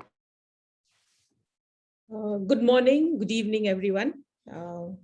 My name is Sarala Kalling, and I represent an organization known as the Ashoka Trust for Research in Ecology and the Environment. We are based out of the tiny Himalayan state of Sikkim in Northeast India. We've been involved in working with the white-bellied heron since, I think, about 2012-13, where we had a project from the IUCN SOS Seva Species Grant, where actually we worked in the Indo-Bhutan region, mainly on raising awareness, involving the communities, and also identifying community leaders who could be heron guardians. And especially because the habitat in the Indo-Bhutan border was really disturbed, lots of human presence, fishing, grazing cattle, and also during the winter months, a lot of picnics were going on, a lot of outdoor activities, and we wanted to secure some of these habitats where the herons from the Bhutanese side would visit. And then again, they were not residential, but they would go back to Bhutan. But yet there were these habitats along the Indo-Bhutanese border where these species would occur. We then moved on to working in other parts of the white-bellied heron habitat in Northeast India, mainly through grants from the National Geographic Society Oriental Bird Club, and also from Synchronicity Earth. So the work that I am going to present today is more about setting up protocols to monitor this critically endangered species. In Namdapha Tiger Reserve, there will be a map, which I'll show you later, which is in the far eastern side of the country.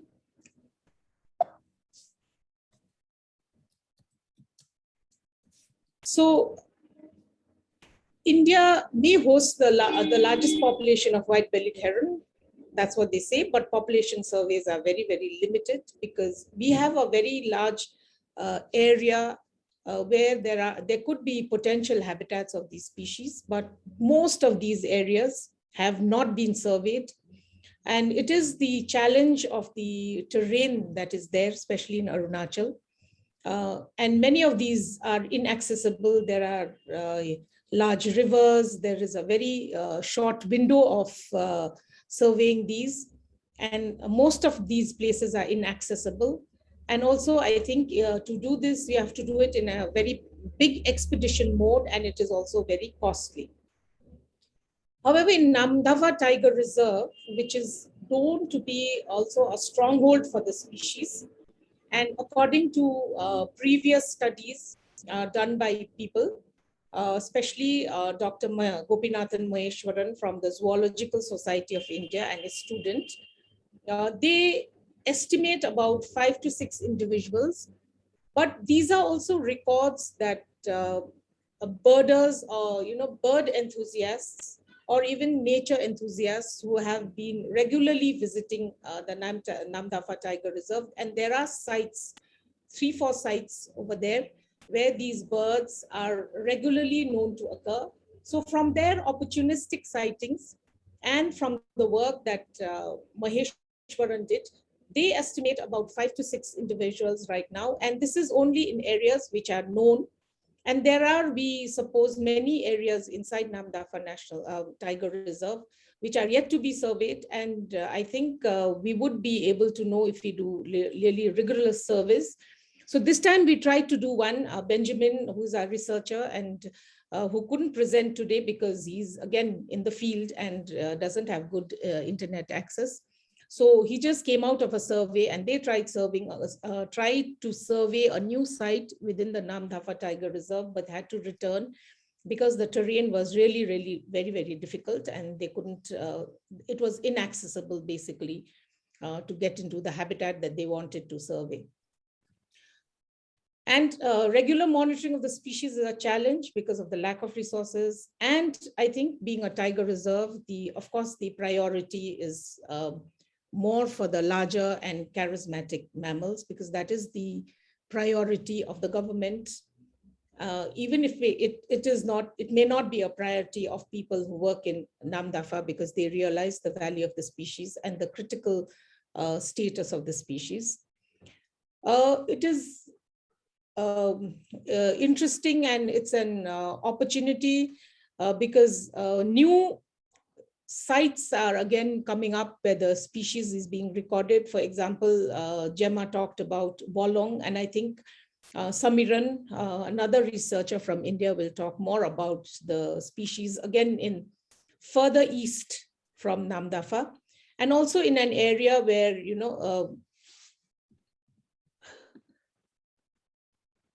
earlier,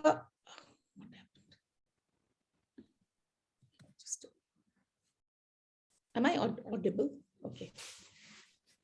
So in the like Indra was reporting in Bhutan, they have just cited recorded the white-bellied heron in broadleaf forest. And for us, most of the sightings were in broadleaf forest. And then I think in Wolong, as Samiran will talk about, it is in these coniferous forests. So it's encouraging. And in 2009, we were able to again record this in another tiger reserve, which is the Kamlang Tiger Reserve, which is again adjacent to Namdapha Tiger Reserve. Terrain, again, related challenge is one of the biggest limitations for us in many of these sites. And as Gemma mentioned, we've been able to do a priority of survey sites. So there are polygons that are of various degrees of priority for us. And we've just been able to, I think, address surveys in about 2 or 3 polygons only. And the other part of our work involves one of the key surveying one of a new polygon, surveying a key polygon. Whereas in Namdapha, we are more trying to address this issue of, not having a monitoring program for the tiger reserve.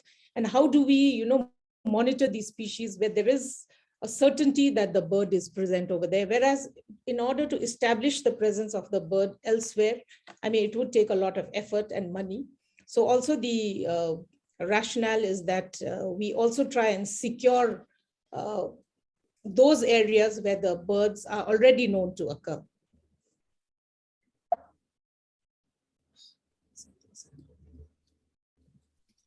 So this is also one of the first nesting record of white-bellied heron from Namdapha Tiger Reserve.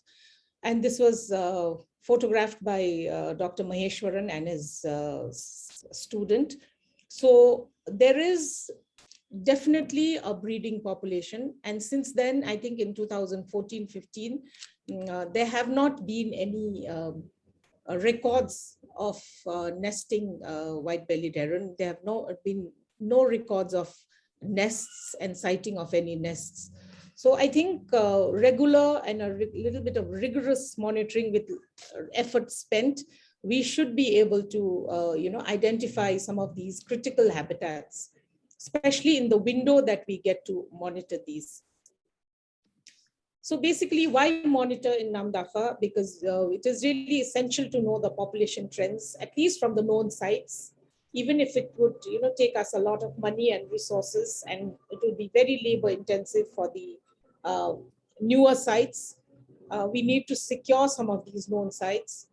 And the habitat is really threatened by human activities. Basically, they are very, very local threats. I think Indra already mentioned some of the larger threats across the landscapes that we talked about. But this particular tiger reserve has its own very, very localized threats, which I'll talk about later. And also there is the opportunity, because we know the presence of, there are known sites where the white-bellied heron is known to occur very, very regularly. And also because some of the areas are open to tourists, and a lot of people who are interested in birds visit these sites.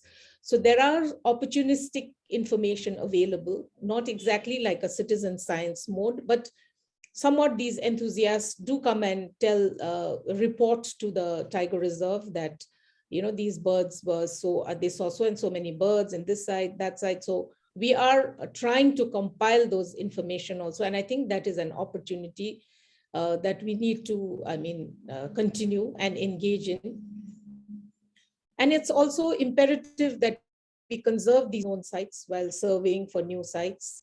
The other thing is there's so much of, there's a very short window of monitoring, because there are, again, access related issues. These areas are crisscrossed by large and swift rivers. And after a point, like for example, I think it was possible to cross the river only like late in October.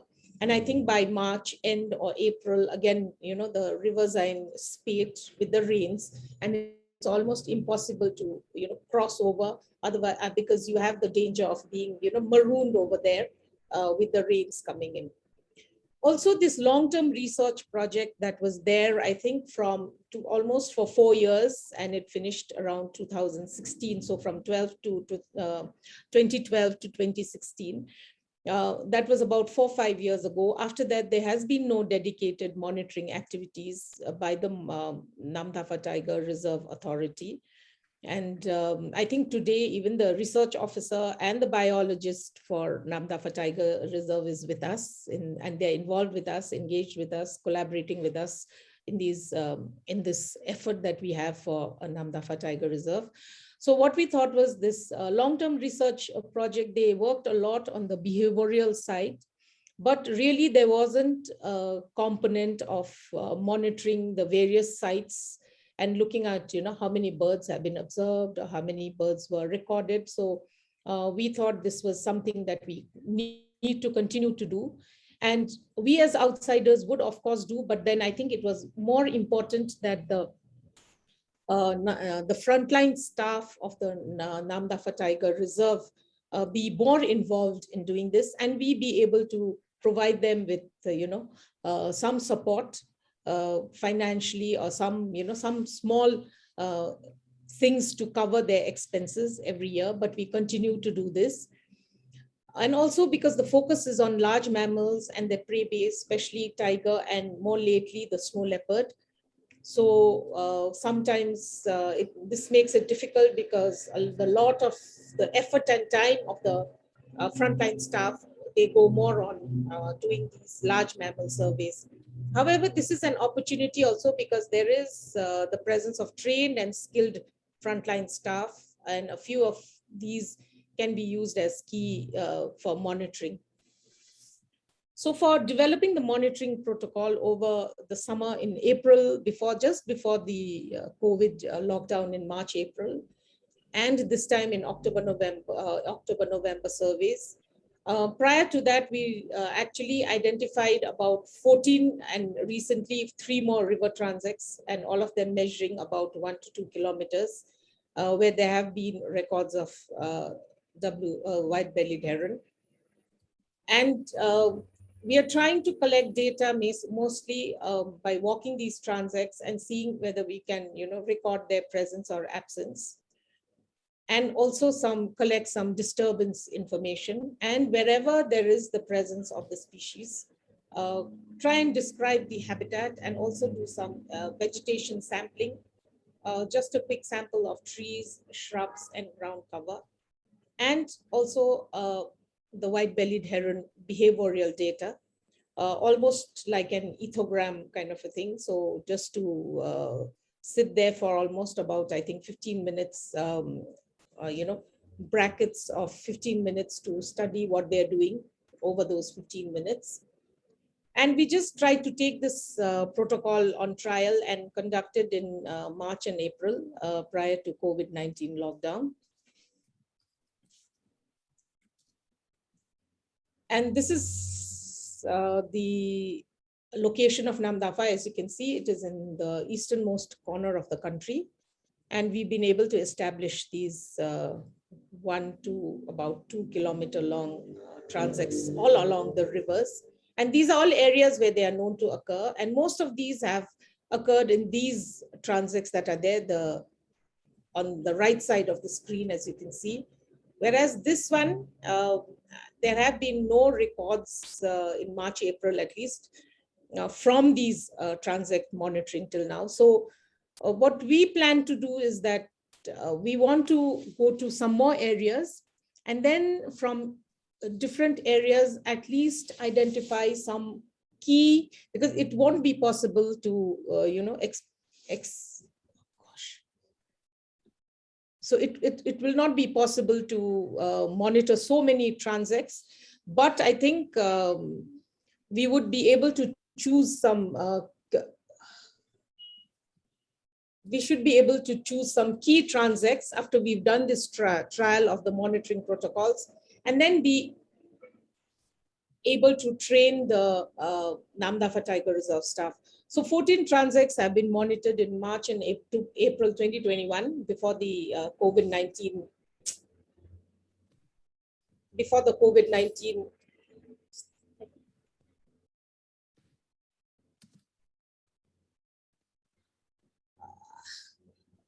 Things happening to my.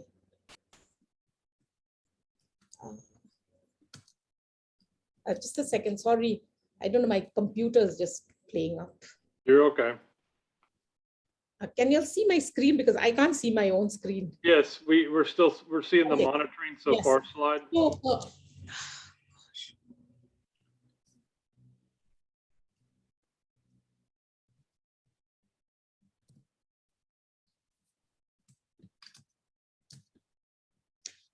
so 14 transects were monitored and 4 birds were recorded in 4 of these transects during these surveys. And 6 transects were monitored in October and November 2021, and 3 individual birds were recorded in 3 transects. So there is a record this year also, say 3 birds, and in the earlier part of this year, we were able to see about 4 individual birds and 3 individual birds. So, and they were from the same area. We assume, and if Benjamin can correct me or Tajum or someone else, that we do assume that there is about 4 birds in one site of these transects.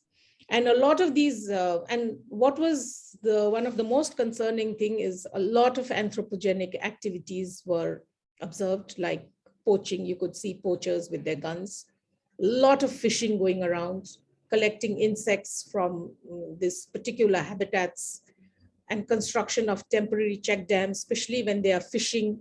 They make these small little, they dam the river, and then, they just try to divert the stream. And then also, I think there was this burning of riverine grasslands, a lot of built up areas coming up. And even though if the area looks remote, there seems to be a lot of villages lying adjacent to these sites.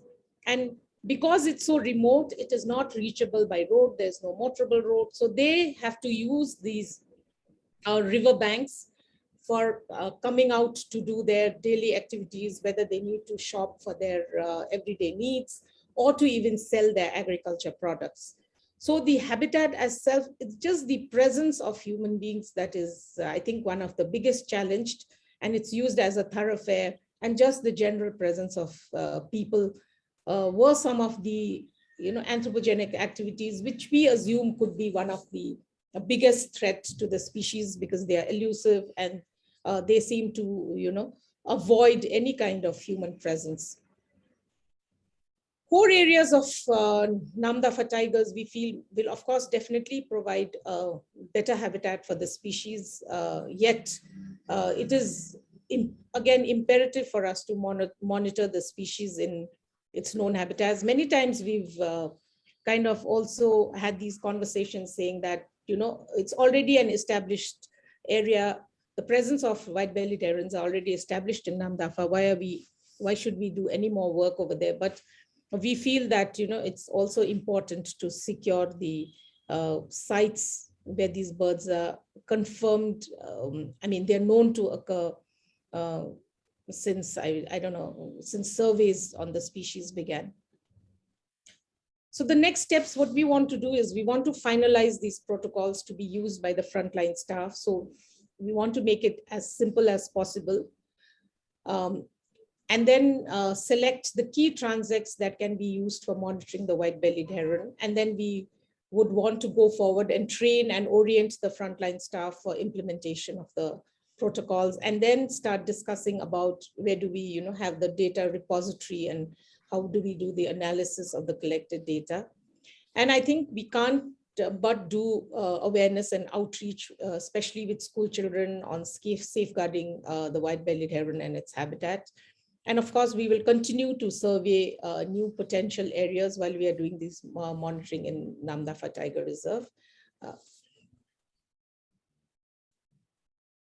Some of the challenges we see is, again, long-term resources. It's been a challenge for me. I don't know how many proposals I've written. I think they run by the 10s and the 15s, I think, and Gemma knows. Any opportunity and for any species kind of proposal writing we are putting in. So I think that has been one of the, and that will be one of the biggest challenge. We may have the protocols in place, but long-term resources to sustain the monitoring of the species annually in key transits, which is going to be a big challenge. Also I also think for the Namdapha Tiger Reserve authorities to also prioritize the white-bellied heron monitoring annually as also an activity along with the way they monitor tigers and other big cats. And if the continuation of disturbances in the white-bellied heron habitats continue, I think that's going to be a very big challenge, because as you can see, all these fishing, construction, and people just moving around in these very important habitats. Terrain and season, I think they provide a very short window, so that becomes very challenging for us. And of course, we've been very badly hit by the COVID-19 pandemic related issues, because we had to, I think we lost almost 2 seasons where we couldn't monitor, but thankfully, donors like the National Geographic Society seem to be very flexible and understanding of the circumstances. So we have continued with the funds that we got from them since 2019.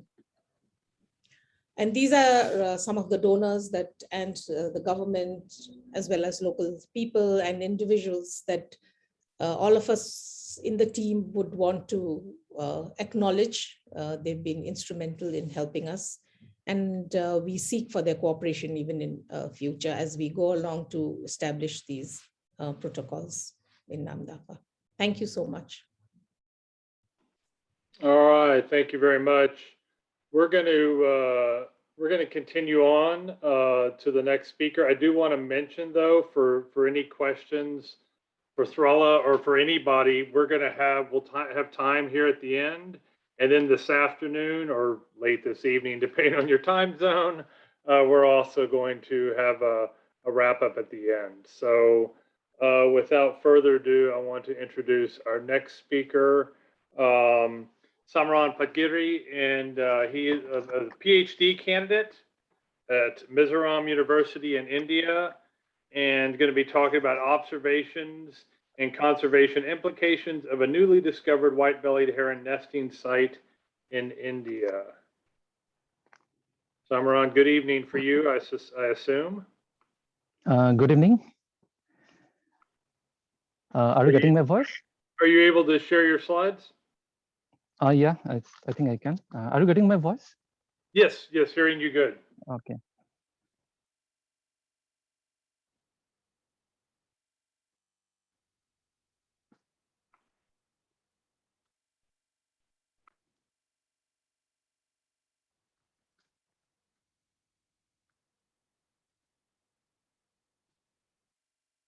Is it visible to everyone? Yes, we're seeing all your slides if you'll put it in presenter mode, but yes, we're definitely seeing your screen.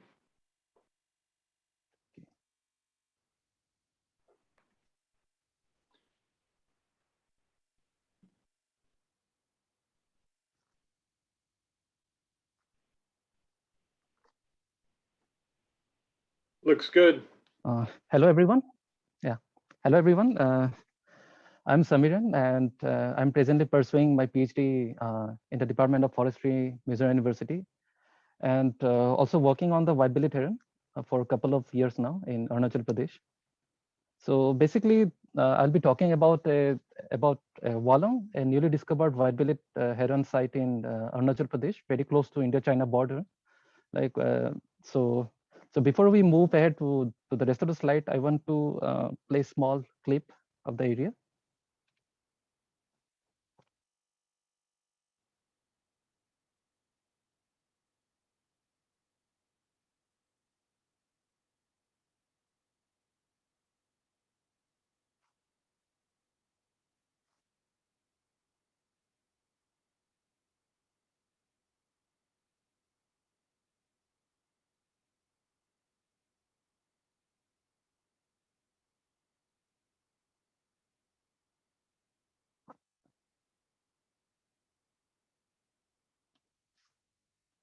So as you can see, the Walong is a mountainous area. It's very mountainous, and the elevation is quite a bit. It ranges from 300 meters to 5,000 meters above sea level.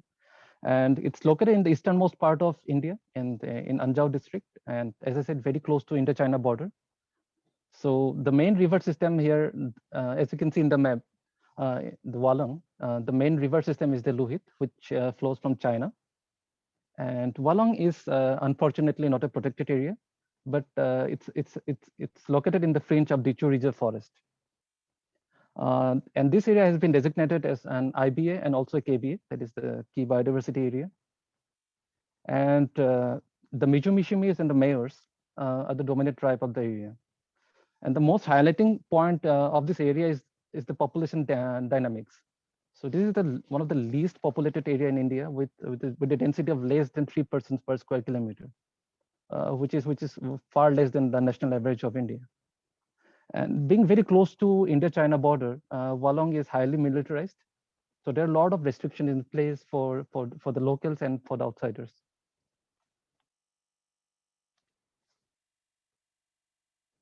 So this is the nesting picture of white-bellied heron that we encountered in Walang. So the discovery was made by a birder who went to Walang from Assam for birding, and he came up with a photograph of white-bellied in the mid of April 2021 this year. And after getting the information, we went to Walang with some of the forest officials, and after reaching there, we found 2 individuals, and further monitoring led to a discovery of a nesting site. So it is the second nesting site in India after Namdapha, and we found it on the pine tree that is Pinus marcusi. Possibly the height of the nest was around 30 to 35 feet.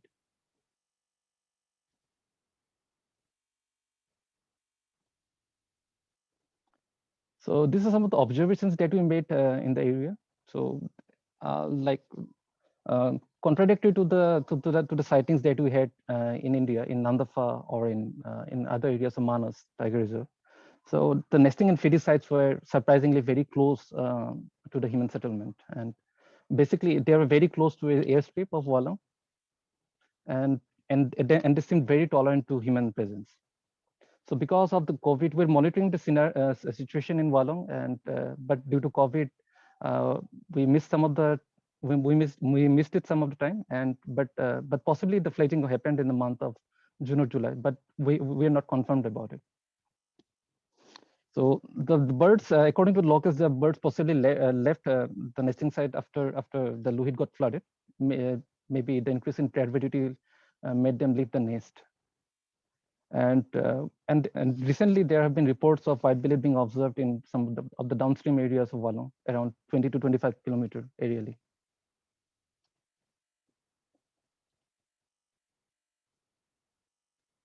So as Indra said, communities are very important for white-bellied conservation. So this area is mainly, as I said earlier, is mainly dominated by Mayors and the Mijumishimis. So Mijumishimis mainly follow animism, while the Mayors follows Buddhism.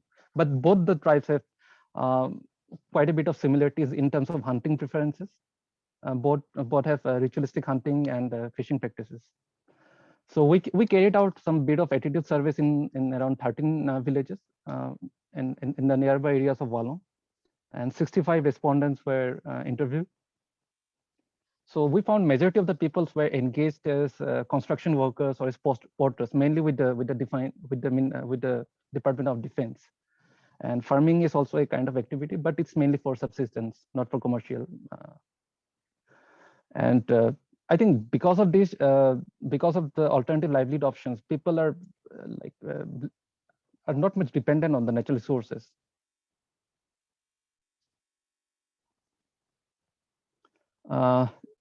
Like as with other, the tribes of these particular areas, mainly the Mijumishimis and the Mayors, they prefer hunting and fishing. And our discussions with the village heads and with the locals made us feel that mammals are more preferred for hunting. And 81% responded they don't kill herons of any kind, mainly because of bad smell, bad odor. This is what they said. And majority of the locals, around 59%, have never seen a white-bellied heron. So very few people have seen a white-bellied heron, and that too in recent times. But the locals of Kaho, which is the last village close to China, and a village called Tinai, very close to Walong, they've been observing white-bellied heron for a long time, possibly 10, 15 years.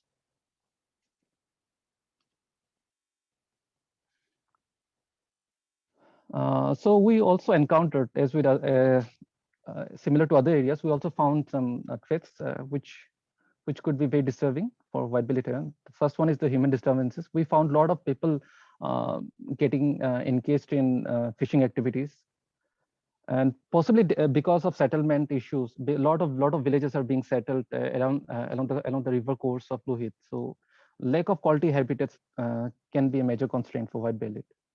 And hunting and excessive fishing is also a threat.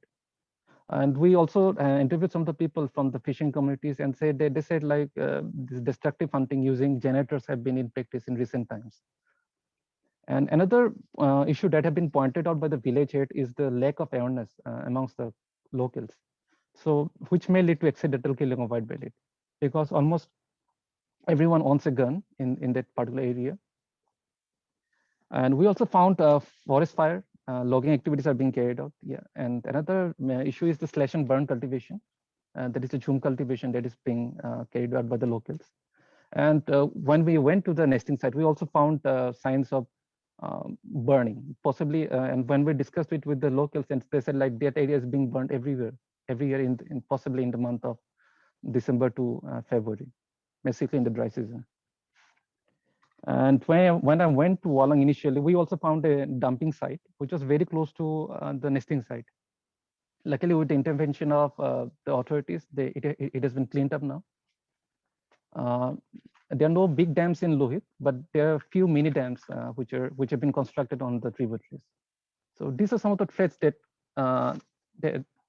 can disturb the white-bellied. So this is the map. So the location of Walong is very interesting. It is very close to China and Myanmar. And the green patches that you see here are the polygons, priority polygons that have been identified by the working group in 2019. So this locations makes it very interesting, and also the location of Kamlang and Namdapha. So there are chances of white-bellied moving from Namdapha to Walong, and the possible dispersal to other areas as well. And one thing that was very noticing in case of white-bellied in Walong is the shyness. Like unlike in other areas, the white-bellied in Walong were not shy at all. Like they seems to allow a human presence. They were not at all disturbed when people were moving close to the nesting site. The nesting site was very close to the Walong township, which was hardly around 700 meters. And possibly this makes us feel that possibly there's a positive interactions between the white-bellied and the humans. But more studies needs to be carried out, and more so that more data can be found. And the attitude of the local is another thing that I want to point out.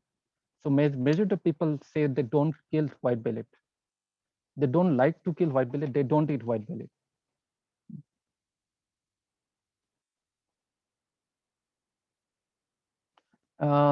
The Walong, the area of Walong and the larger landscape has not been surveyed for white-bellied heron. Even in the priority in the meeting of white-bellied heron in Guwahati, where the area of Walong has been skipped mainly because of the settlement issue, because a lot of settlement could be seen along the course of the river. So this area has never been surveyed, and it was not in our priority list. But we need to survey it. More extensive surveys need to be carried out. Possibly there could be more white-bellied heron, more nesting sites. And the area looks very suitable for white-bellied heron. And the photograph, you can see the main river is the Lohit, and the river that is flowing from the hills is a tributary. So there are no human disturbance in these areas. The presence of military also helps, because military personnel don't allow people to venture to some of the areas, to some of the river stretches. We also encountered the same problem when we were surveying in Walong. And plus the density, population density. which is one of the lowest, and which obviously minimizes the human pressure. And the Walong has been, it's one of the very remotest area in Arunachal Pradesh, and as a result, like very limited developmental activity have taken place in that area. So all these things really helps for white-bellied. So the way forward, what needs to be done, more surveys needs to be done for white-bellied heron, and more monitoring needs to be carried out. Because we don't know if the white-bellied in Walong is consistently holding white Walong area, or they are moving from Namdapha or Kamlang. We don't know about that, so we need to ascertain that. So the movement pattern of white-bellied and its interactions needs to be understood, mainly through satellite tagging. That is one of the priority things that we need to do. And we need to go for habitat assessment. And threat mapping is also an important aspect that we need to look at. And one of the core things is the awareness and the sensitization programs that needs to be carried out with the locals.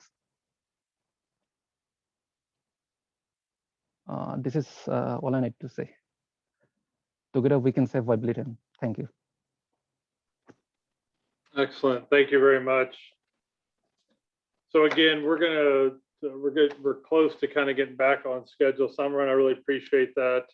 We're going to again, we'll have time at the end for any questions that you may have, or certainly throw them in chat as well. That's one of the advantages of being on Zoom. So with that, I'm going to move to our next speaker. It's my pleasure to introduce Pema Khandu, and Pema is currently a teacher in the Department of Science, Biology, and Environmental Sciences at Wangbana Central School in Bhutan, excuse me. And in the near future, with fingers crossed, Pema is going to be joining my lab as a PhD student at Texas State. So I'm looking forward to hearing Pema's talk. And today it's going to be on nest predation of the critically endangered white-bellied heron by masked palm civets in Bhutan. Pema, over to you. Thank you, Professor. Hi, everyone. Professor, can you hear me? Yes, we can hear you. Can you see me as well, Professor? I do not. Your camera is not on. Let me do it, sir. Okay, I do see your slides.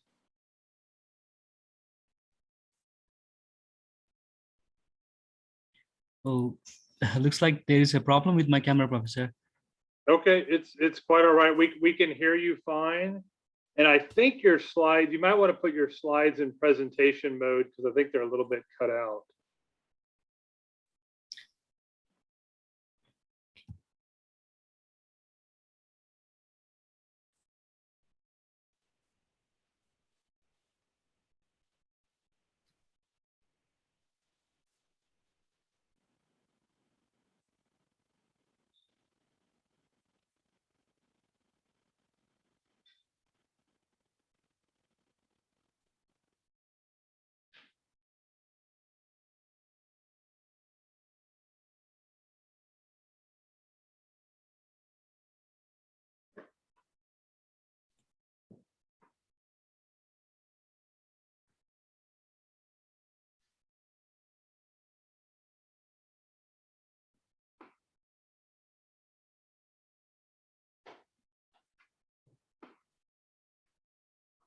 Can you see my slide, Professor? We see your files open, but the whatchamacallit, the PowerPoint is not open yet. I was trying to see if I had a copy of it.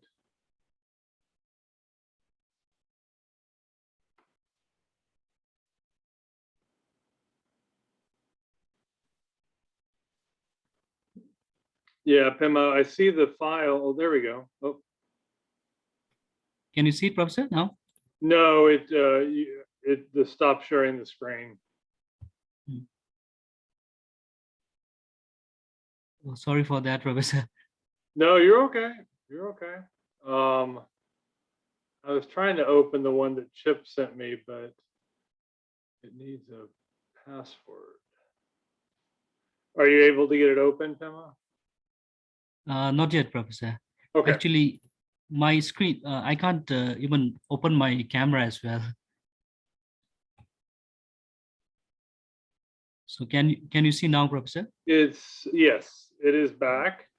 Yeah, actually, I've converted my PowerPoint files Good. into PDF. PDF. Yeah, so that it No, does not hang up in the midway. This is fine. If you'll just under view, I think under view, it will allow you to put it into like some sort of full screen. Yep. Yeah. Okay, thank you. And sorry for the technical glitches. It was unexpected. So directly, I would like to delve deeper into my topic.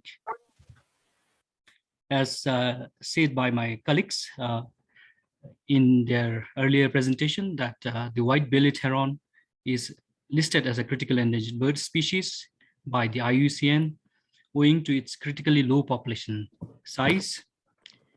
And currently, as Gemma mentioned, the current population is at 60 in the whole of its ranges.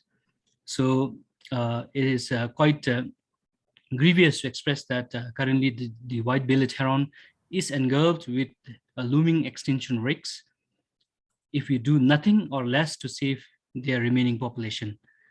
And the major, as is the case with the most wildlife species, the consistent decline in its population is attributed to habitat loss and degradation caused due to pro-developmental activities such as hydropower construction, road expansions, sand and gravel mining, etc. And the lack of vital information such as their home range size, movement ecology, prey availability and density, habitat suitability, threats, predation, etc. are impediment to implementation of effective conservation and management actions.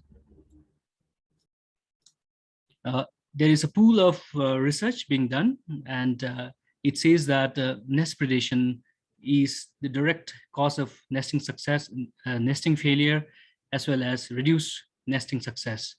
So it is even so more challenging when it comes to rare species such as the white-bellied heron.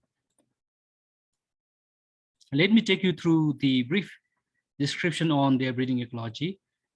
Probably Indra might have mentioned about this. I'm sorry that I could only catch up in his later presentation. So I will try to sum up a brief about its breeding ecology. The breeding cycle starts from early February until it lasts till mid-July, and the clutch size is 4. So both the parents take turn to incubate, and the incubation lasts for about 30 to 31 days. Since its first nesting site found in 2003 in Bhutan, in Jawa, it was found on a nesting on a chair pine tree, and from 2003 until 2015, it was nesting on a chair pine tree. But in 2017 till 2017, but in 2018, I along with Indra, we found out that the white-bellied heron can also nest successfully on the broadleaf trees. So in 2018, we found out that in both the ranges, both in Punasangchu and Mangdushu basins of Bhutan, that the herons were nesting in the broadleaf trees. In that year, we were actually shocked to see that none of the herons nest on the chair pine trees. So this was the new finding in 2018. So my study site actually tried to cover both the river basins. We selected these 2 river basins because these are the areas where the herons were most commonly found. We estimate that more than 50% of the known heron population in Bhutan are located in these 2 regions. And the climatic condition is hot and humid in summer, whereas it is warm and dry in winter. The riverine forest in these localities are mostly composed of broadleaf trees, and these trees are found below the range of 370 meters. Our survey methods were mostly, we carried out area count survey and systematic approach. We followed the areas where the herons were mostly found, and then we surveyed on both the river sides in order to make sure that we don't miss any nests. So our survey period lasted from February until mid-July. And as soon as we spotted the nest, we made a point that a person observes this nest continuously. And we made sure that we always keep a distance of not less than 100 meters so that we don't disturb this heron. Then in terms of camera trapping, as you can see here in the top right corner, we have fixed a camera trap on the naturally predated nest. So it is about 25 meters above the ground. I was also there to take this photograph. I was nearly blown away by the wind. Luckily, I could climb down the tree as soon as I made a shot, took a shot of the nest up there. So we had fixed a camera trap on the naturally predated nest, as well as we actually made the nest, artificial nest in 5 locations.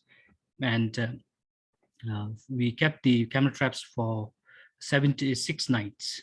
And we actually baited the artificial nest with chicken as well as dummy eggs. Our nesting, the artificial nest architecture were mostly, we actually made sure that it looks similar to the natural nest. And we took parameters of the natural nest while we made the artificial nest. And this is the naturally predated nest in the Punasangchu Basin. So when we went there to fix the nest on the predated nest, we found the eggshells lying on the ground as well as on the nest.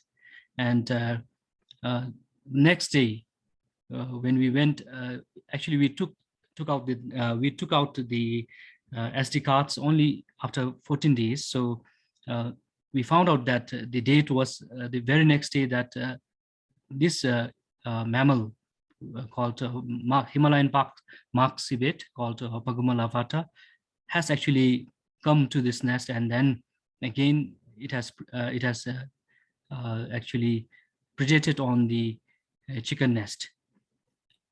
But while we were actually fitting the camera traps on the nest, we also searched on possible clues on the nest, and we saw some feces remains on the nest. So we took those feces and actually made some morphometric measurements as well. We also sent it to other experts to confirm the possible host for this feces. And Dr. Khan of Aligarh Muslim University from India helped us to confirm that this feces actually belongs to Himalayan palm civet. And he has a lot of research being done on the dietary habits of this mammal.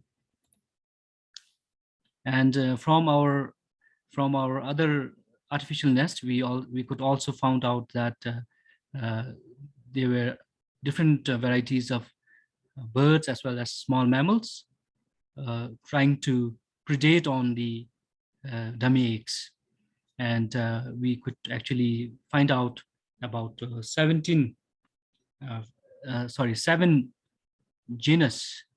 genera of species belonging to 7 genera, And the most common were great trappy and common rat from the artificial nests.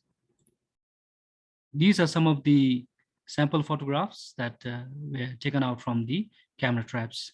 As you can see here, this is the Assamese macaque, then gray trappy, green magpie, then we have the most common one, the common rat. So our findings suggest that Himalayan palm civet can pose a serious risk to the fecundity of the white-bellied heron. It is said that possible due to landscape modification and habitat loss, this mesopredator, also called as also known for its generalist feeding habit, could possibly predate on bird nest. And as we have seen in their habitat that lots of anthropogenic activities happening, as I mentioned earlier in my presentation. So possibly because of destruction and modification in the natural landscape, these predators are finding alternative sources of food for their livelihood. And it is also quite serious to note that almost every year there are about 1 to 2 nesting failure reports from Bhutan. And that's actually a huge number, since we have only 2 to 4 or 5 at the maximum active nest being reported every year. So 1 to 2 nest failure from Bhutan is a huge number. So we suggest that further study is required to understand the predation risks of this species. And based on that study, we can also implement some of the workable or doable nest protection methods or interventions from the predators found in Bhutan. So here are the list of references. And finally, I would like to conclude by saying that we cannot let them perish under our watch.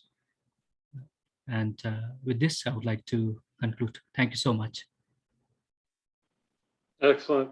Thank you, Pema. We actually have time for a question.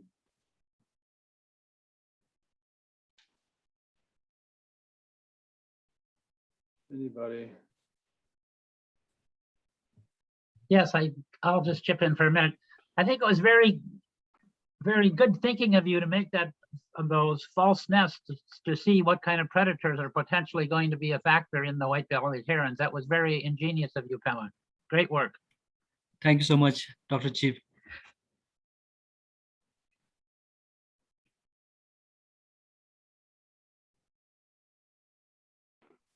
So Pema, I'm not sure if you saw in chat, but the question from Riley is, what would predator control measures look like mitigation? What might you do if predation is an issue?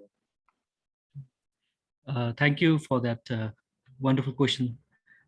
Actually, there is a website called conservationevidence.com, and I have gone through that website and saw there are so many interventions being done in order to protect nest.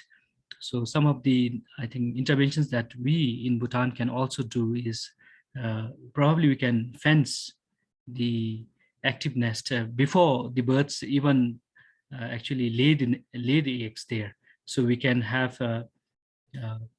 it fenced, and as well as we can use some baffles to actually avoid the predators to actually come and actually predate the nest. And that single nest that we are reporting here is actually, when we went there, we saw a lot of climbers below that tree. So we can also remove those climbers so that predators like this can not easily climb up the tree for the eggs, I believe. Oh, very good. Thank you, Pema. All right, we are going to move to our next presentation. Again, thank you, Pema. Thank you, sir. Thank you, everyone. And this concludes our white-bellied heron number of talks. I really appreciate all the work that we've heard this morning from all of you. Right, you're on the front lines of trying to conserve the most endangered heron we have in the world. So I appreciate all the work that all of you are doing and all your partners. It's my pleasure to introduce Revo, and he's got the next 2 talks. So he's excited to talk to us about some heron species in Madagascar. Riva, what time is it right now over there? Hopefully evening. Oh, you're on mute. You're on mute, Riva. I don't think you can hear me. Hey, Revo, you're still on mute.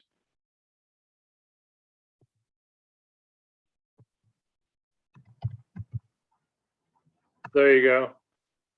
Do you hear me? We do. How are you? Okay. Hey, everyone, and thank Hi, you. Riva. Thank you very much to invite me to participate into this symposium. We are glad to have you. I will go ahead and you're going to give both talks. So Revo is going to start with habitat requirements of the Madagascar pond heron in Madagascar. Do you see my slides? Yes. Yes, there you go. We see your opening slide. Okay. It's a pleasure to me to introduce you about the habitat requirement of the Madagascar pond heron in Madagascar. And may I introduce me? I represent here ACT Madagascar, an NGO who work on conservation of birds in Madagascar. And also I work with the University of Antananarivo. And this presentation was prepared with my colleagues at university, Professor Hajar Kutmanan. So I'm glad to introduce you the result of the research that we conduct here in our country about this threatened species of heron. So the Madagascar pond heron is one of the migratory heron in Madagascar. They breed mainly in Madagascar and some of other islands such as Europa, Altabra, and Mayotte. And they migrate during the non-breeding season to Africa, Eastern Africa, Central Africa, and even in Southern Africa. So during the breeding season, all the breeding birds come back again to Madagascar and start to breed in September until May. One of the reasons of this research is mainly because few information are available about the habitat used by this threatened species in Madagascar. So the reason why we conduct the study of the habitat requirement. The reason is because we need to reinforce conservation of this species. So result of this research support us to reinforce the conservation of this species of heron in Madagascar. So the main threat of the species, even the other species of heron too, is the habitat destruction, the wetland conservation on agricultural land. And for the heron, one of the problems is the collect of eggs and fledgling bird at its nesting site. And as I said before, the objective of the study is to determine the habitat requirement for the foraging and nesting habitat for the Madagascar pond heron for its conservation in Madagascar. So what are the methods that we use to identify the foraging and nesting habitat for this heron? First of all, we try to categorize wetland site according to the Ramsar Convention wetlands classification system. So we have in Madagascar 32 type of wetlands. And after identification, categorization of the sites, we try to calculate frequentation index for each identified habitat according to this formula. Then after to check the species distribution, we use 16 habitat variables collected during the field visit from 1993 to 1999 to determine species distribution. And at the end, data collected was processed in Microsoft Excel to analyze all available information. This table shows the different type of wetland habitat that exist in Madagascar. Some of them are marine and coastal wetlands. Some of them inland wetlands, and also human-made wetlands too. And this is the 16 variables taken into account to analyze together, to identify foraging and nesting habitat for the species. And we use a notification system to evaluate the choice of habitat by the species using this notification system as shown in this table. So the first table shows the habitat parameters, and the second table shows the type of threats recorded at various distances from the bird during the field visit. So as a result, concerning the data characteristics, concerning the foraging habitat, data collected between 1993 and 2016 were analyzed. So we visited 220 sites, on which 106 sites with Madagascar pond heron. And for nesting habitat, data collected between 1993 and 2019 are used with 9 nesting sites recorded. So this table, this table shows the different type of habitat used by the Madagascar pond heron. So of the 19 wetland type visited during the visit period, only 9 type of wetland habitat were used by the Madagascar pond heron, showing in this graph. So only few sites were used by pond heron. Even we have 32 wetland sites according to the Ramsar classification system, but only 9 of these 32 sites were used by the pond heron. So concerning the foraging habitats, by calculation, we got the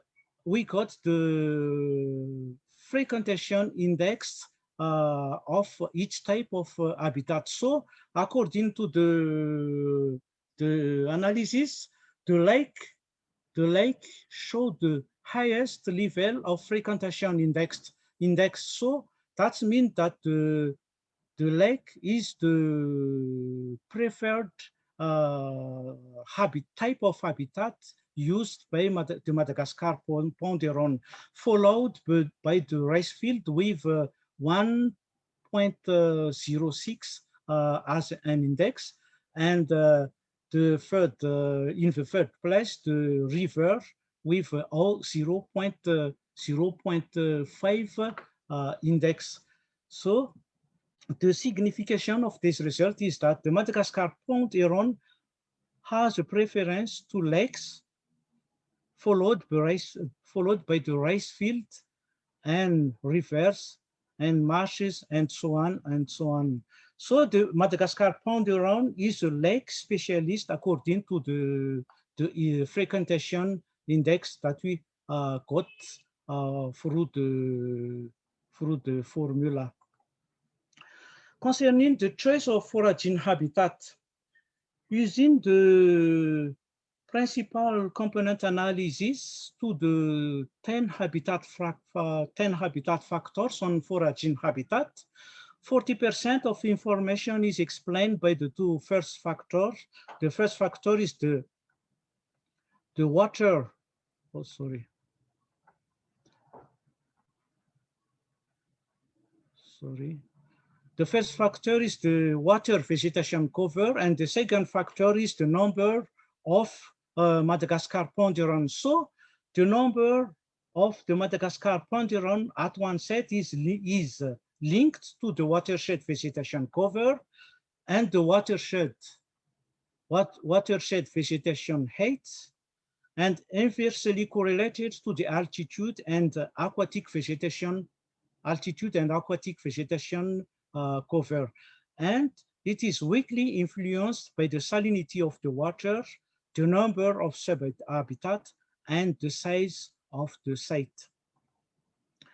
And concerning the threats affecting the species distribution, a study was carried out at the 30 sites. So a negative correlation exists between threat frequency and index of presence of the bird. So the higher the threat level is, the lower the chance of observing the Madagascar pond heron is, and vice versa, according to this the dispersion graph. And concerning the nesting site, analysis was carried out of the 9 nesting sets using the principal component analysis. So 40% of the information is explained by the two the first factors, the maximum number of Madagascar pond heron, the maximum number of the nest of the Madagascar pond heron, and the watershed vegetation cover. So the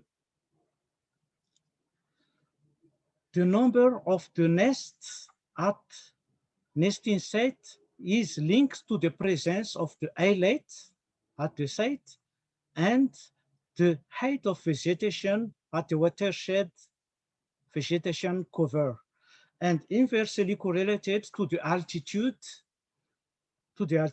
and aquatic vegetation cover, and weakly influenced by the number of subhabitat and watershed vegetation cover. Concerning the threat at nesting sites, analysis showed that 18% of information explained by the number of nests and the number of species sharing the nesting site with Madagascar pond heron. So the number of species sharing the number of nests at one set is inversely correlated with the threat factors, I mean the distance to the nearest human settlement and the distance to the nearest human disturbance, and the number of the nests, of the species sharing the nest set has no effect on the maximum number of the nest. So the number of the species inside the colonies have no effect on the number of the nest of the Madagascar pond heron. So in conclusion, sorry, concerning the foraging habitat, the species frequent few types of wetland habitat, including freshwater lake, rice paddies, rivers, marshes, and brackish lakes and mangrove. The common point of this habitat are the presence of open water surface and the vegetation in the watershed. And the Madagascar pond heron is a lake specialist, so it is then show that we have more chance to see the Madagascar pond heron at lake than other type of habitat. And Madagascar pond heron is absent or no preference for marine and coastal wetlands such as coral reef, rocky coastal area, intertidal wetlands, and estuaries adjacent to the sea. The species avoid both non-vegetated habitats and wetland with high level of human activities. And concerning the nesting site, the choice of nesting site with the Madagascar pond heron depends on the three main factors: the presence of islets such as this showing at this picture, the remoteness of human settlements such as infrastructure and passage area. So the tranquility of the site would be one of the conditions required by the Madagascar pond heron to choose nesting site. And at the end, the habitat variability. More the type of habitat, subhabitat or exist, more the species prefer this type of habitat site. So thank you very much for your attention, and this is the pond heron nesting in the mangrove area in the western coast of Madagascar. So thank you for your listening. Rivo, thank you very much. We've got, I know you're up next, but we've got a few minutes if there's any questions for Rivo. Yep. Chip, are you clapping or raising your hand? I'm raising my hand. Okay. Rivo, is there any population estimate for the number of pond herons in Madagascar? Maybe you mentioned it, but I missed it if you did. Yeah, the last estimate is about 1,200 breeding bird. That's an estimate that we made in 2016. And we try now to collect all information about the breeding set of the species, and probably we got new breeding sites and new frequentation sites during this last 5 years. So we hope that this we got a new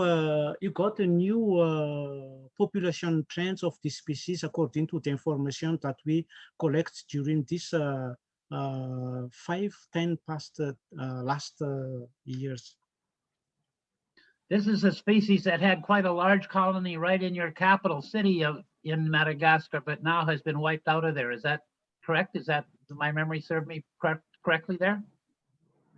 Yeah, that's true before, but according to the disturbance in the capital city, because one of the main sites exists in the one of the two main breeding sites of the species that we recorded before was in the capital city, but the number of the breeding birds using this these two sets decrease from year to year. But we record some of our breeding site in the northern part of Madagascar that we record more than 250 breeding pairs now. That's an information that that we record last in 2019. So it's a new information about the new breeding set of this Madagascar pond heron. One of the problem is as showed the result of this research is that the species avoid human disturbance. So more the people use the watershed on the breeding set, more the bird left this nesting set. So our orientation is now to work with Malagasy government to settle as much as possible a kind of protected area or a community group to preserve this breeding set of the Madagascar pond heron. Thank you. All right, You're thank you, welcome. Revo. And so I think we're right on schedule. Back to you again. Now, Revo is going to talk to us about the current status of the Madagascar heron in Madagascar.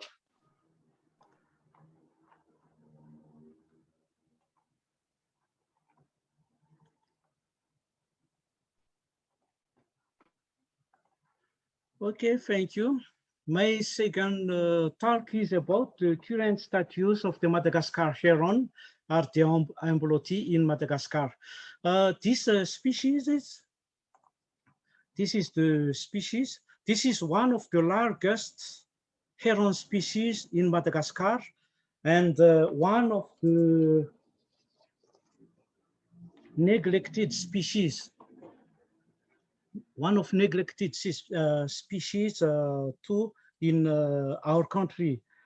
Few information are available about this species, and I think that it's an opportunity now to gather and to analyze this information collected within about 26 years period of monitoring about this species and evaluate the status of this species in at its distribution range. So the Madagascar heron is among of the endemic bird to Madagascar and Comoros, and this species breed in Madagascar with recent records in Mayotte.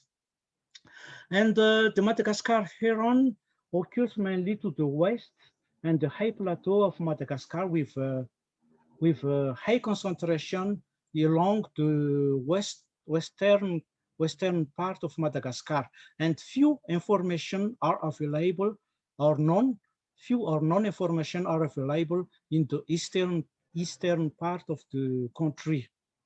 And as I told before that few information is available too on bioecology of this species. So it's important now to know how much is the level of the population of this species in Madagascar. So the objective of this study is to assess the current status, the population distribution and trends of Madagascar heron in Madagascar. Concerning the methods, the study area is all wetlands. We try to visit and to collect information to all wetland type in Madagascar. And all information on habitat was recorded on data sheets. And census work was done with mainly with volunteers and colleagues working with NGO, conservation NGO in Madagascar. So investigation were carried out through literature reviews and field expedition undertaken from 1993 to 2019. So 26 years of survey. So waterbird census have been conducted as possible twice a year in Madagascar, and the field census usually started around the sunrise and continued until 10 or 11, and as needed, next investigation conducted at 4 p.m. to dusk at roosting site. For population prediction, we use the maximum entropy or maximum entropy techniques to which were used based on available habitat types. population assessment and trend evaluation for population estimates that are collected during the 10 last years of the survey were used, and missed value for unvisited set were evaluated to complete the count by using the indices from monitoring data. Trend analysis were conducted using the TRIM trend and indices from monitoring data.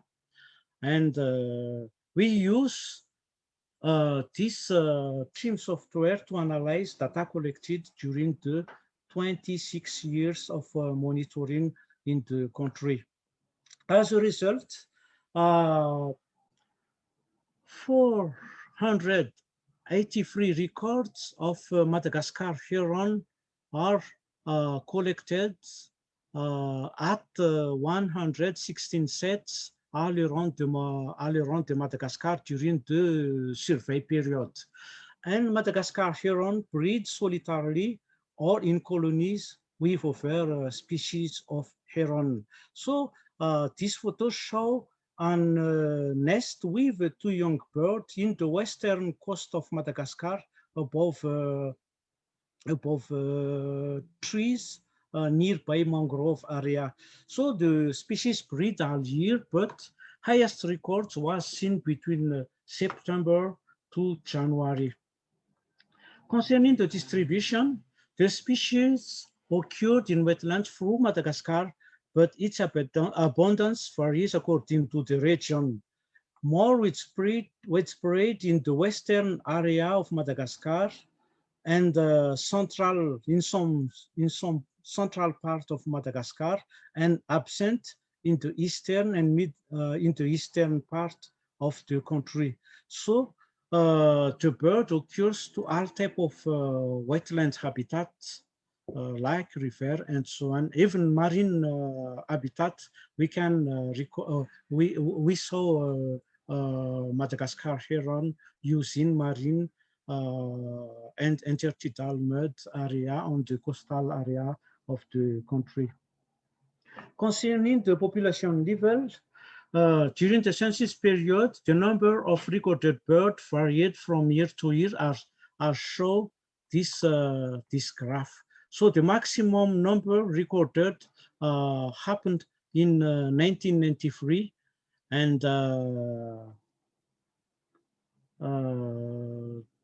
yeah, that's the one of a specific observation in 1993 in some wetland area in the coastal area of Madagascar that we record about 200 pairs of more than 200 pairs of Madagascar heron, yeah, at this year period. And in order to estimate the number of birds within the 116 sites, we use the maximum counts recorded between 2010 until 2019. So the maximum count for 55 sets were recorded, and we got the number of 479 birds. Evaluate the missing values for the 61 left sites using the indices from the TRIM.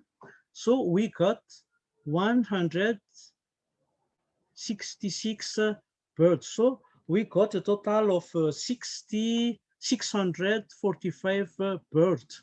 And assuming that the Madagascar heron is a territorial bird, and estimating that only 50% of the Madagascar heron potential sites were visited, so we got the number of 1,290 mature birds, which is about a minimum of 645 breeding pairs that exist in Madagascar.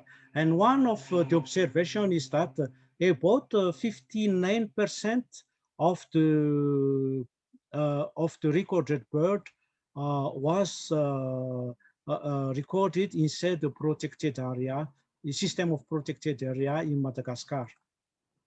So concerning the population trends, the analysis of the 26-year data show that the population of the Madagascar heron show a moderate declination, but this decrease did not exceed 5% per year, as shown this graph.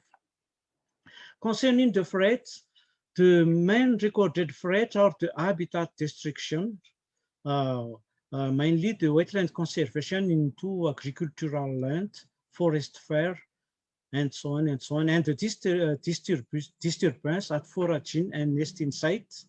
And one of the problems recorded too is the invasion of alien species that affect the distribution of the Madagascar heron. The Madagascar heron used to hunt at in open water. So this problem of watery insect invasion have a problem of the distribution of the species.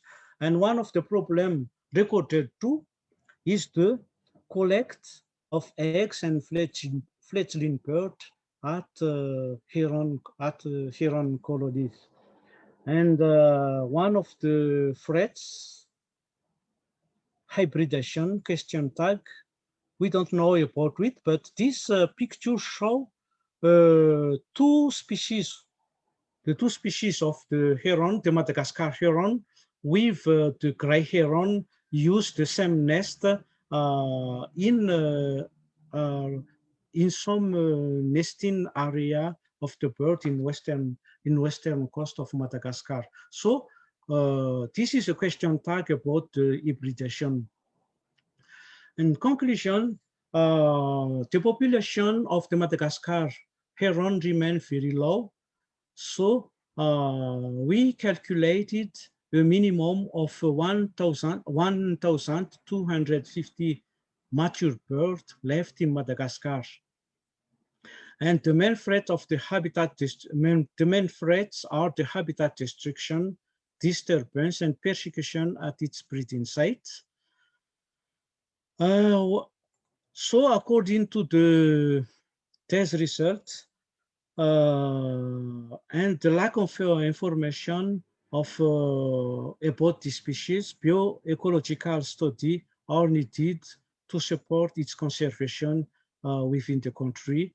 And also action plan for conservation are needed to preserve this species. So thank you for listening, and I give thanks to all participants and supporters to the achievement of this research about the Madagascar heron in Madagascar. And thank you for Waterbird Society and Symposium organizer to agree me to introduce the result of this research to the colleagues. So thank you very much.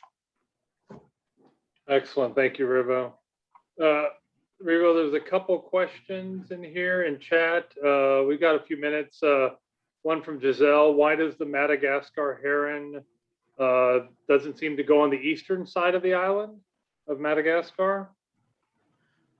Yeah, according to the survey, there was no record in the eastern part of Madagascar, the coastal area, eastern part of Madagascar. We don't know the reason, but we need to check out the exact reason about the habitat in this part of the country, why the distribution of the species are so different. A lot, not a lot, but concentration focused on the western part of Madagascar and the high plateau of Madagascar, but non-information, no records of the bird in the eastern part of the country. Okay.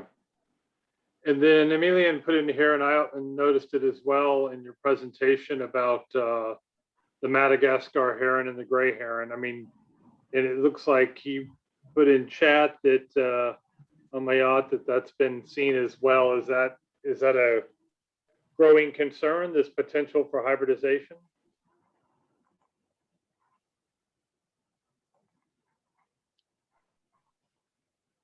Sorry.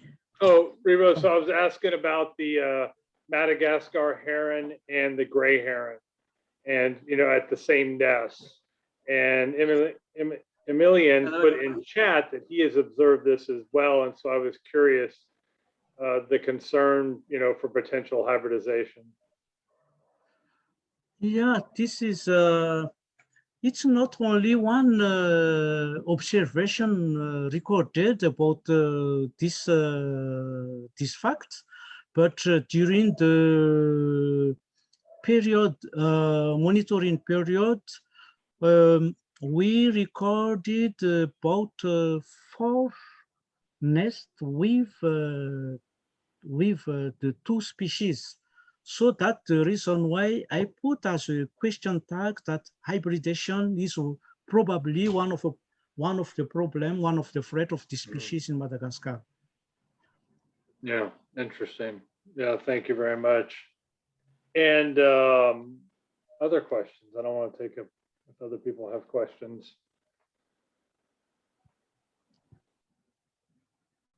So you mentioned an action plan. I know Jim had talked about the white-bellied heron plan, and I'm going to talk later about the reddish egret. Is there any sort of current action plan for the Madagascar heron? Is there something in the works for that, or is that just something that's needed?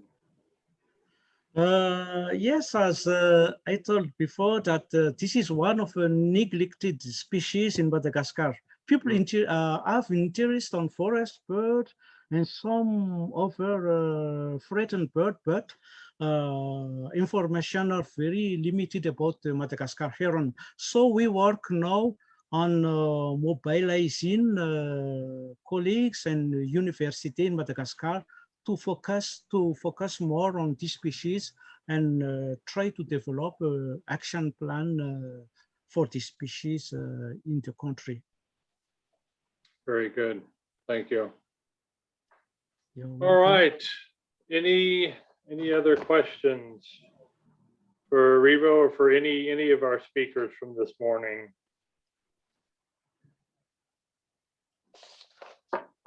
Rebo, I've got a question or a point. Does the Madagascar government support you quite highly on your work for these 2 species? I mean, do they recognize how close they are to endangerment, and is there full support from them, or is it kind of like pulling teeth? Is it difficult? Yes, according to me, Malagasy government. You probably can't answer the question completely. Yeah, for the Madagascar Ponderon, we got support from the Malagasy Ponderon because the Madagascar Ponderon have an action plan supported by the migratory waterbird agreement. So Malagasy government is part of this agreement. So it is a responsibility of the government to support this action plan. So since 3 years ago, we got not quite a lot support from government, but government support Malagasy NGO to conduct research about the Madagascar Ponderon, but not the Madagascar heron.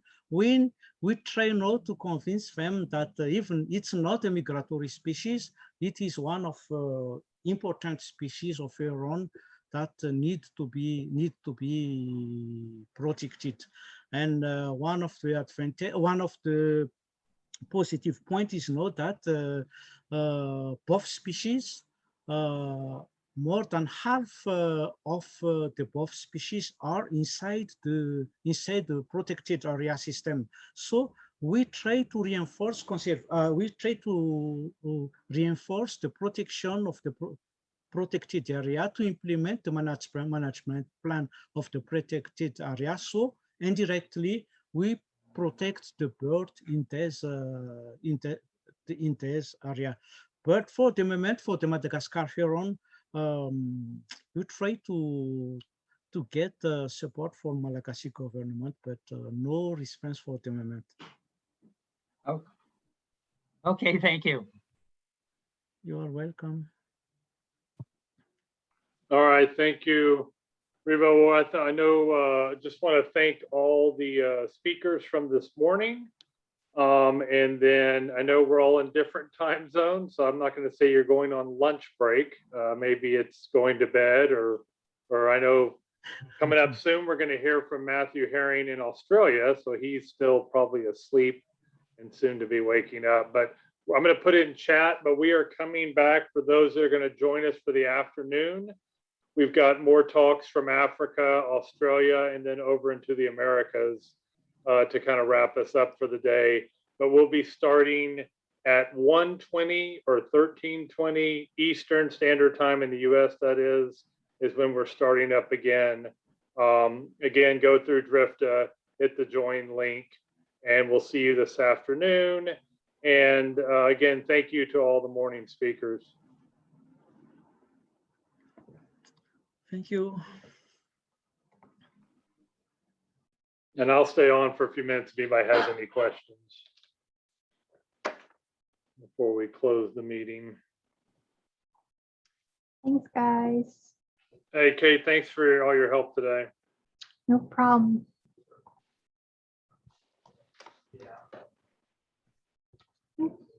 Thank you, Pema.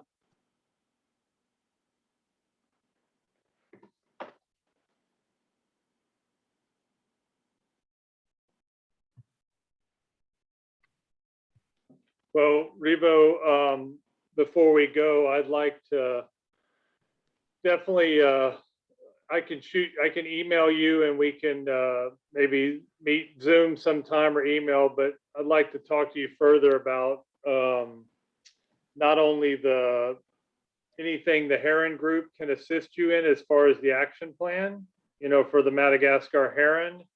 And then also I'm curious, I saw on your presentation for the pond heron that there's a Madagascar pond heron working group. Is that still a functioning group?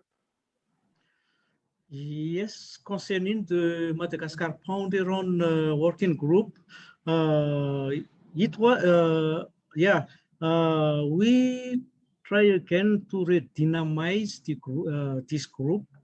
And we work now with the Africa Asia migratory bird agreement, okay, to support us to support the implementation of the action plan. So maybe the working group is, we try to redynamize the working group now. Okay. Yeah, I mean, I know it's late for you and all that, but sometime I'll send you an email, and it would just be good to talk and specifically what can the Heron Specialist Group do in any way to assist, support both the Pond Heron Working Group and in any sort of action planning for the Madagascar heron. It's something I want to know more about so that we can make sure it is a priority at the heron level, so that there are funding opportunities with the IUCN to support things like action planning, and things like that. So if it's a priority for us as the Heron Specialist Group, something like these two things, it could open up funding for you and the working group on the pond heron or the Madagascar. So we can talk more about it. Just something I'd like to talk to you further about. We should also get the identify the working group up on our webpage, because I mean, right now they're not. They're not, yeah. And I'm encouraged to hear that there is a working group there in Madagascar for the pond heron. So let's give it some more profile and publicity on our webpage. Yes. Okay. Thank you. Hey, Rivo, thank you very much. Good to see you. And I'll You're see welcome. You, and I'll see I'll see you, Clay, at what, 10 after, a quarter after, something like that? Yep, sure am. I'm gonna go out and walk or something just to get away from the computer. Okay. Yeah, I gotta walk our dog Okay. again. Okay. Okay, see Bye. you.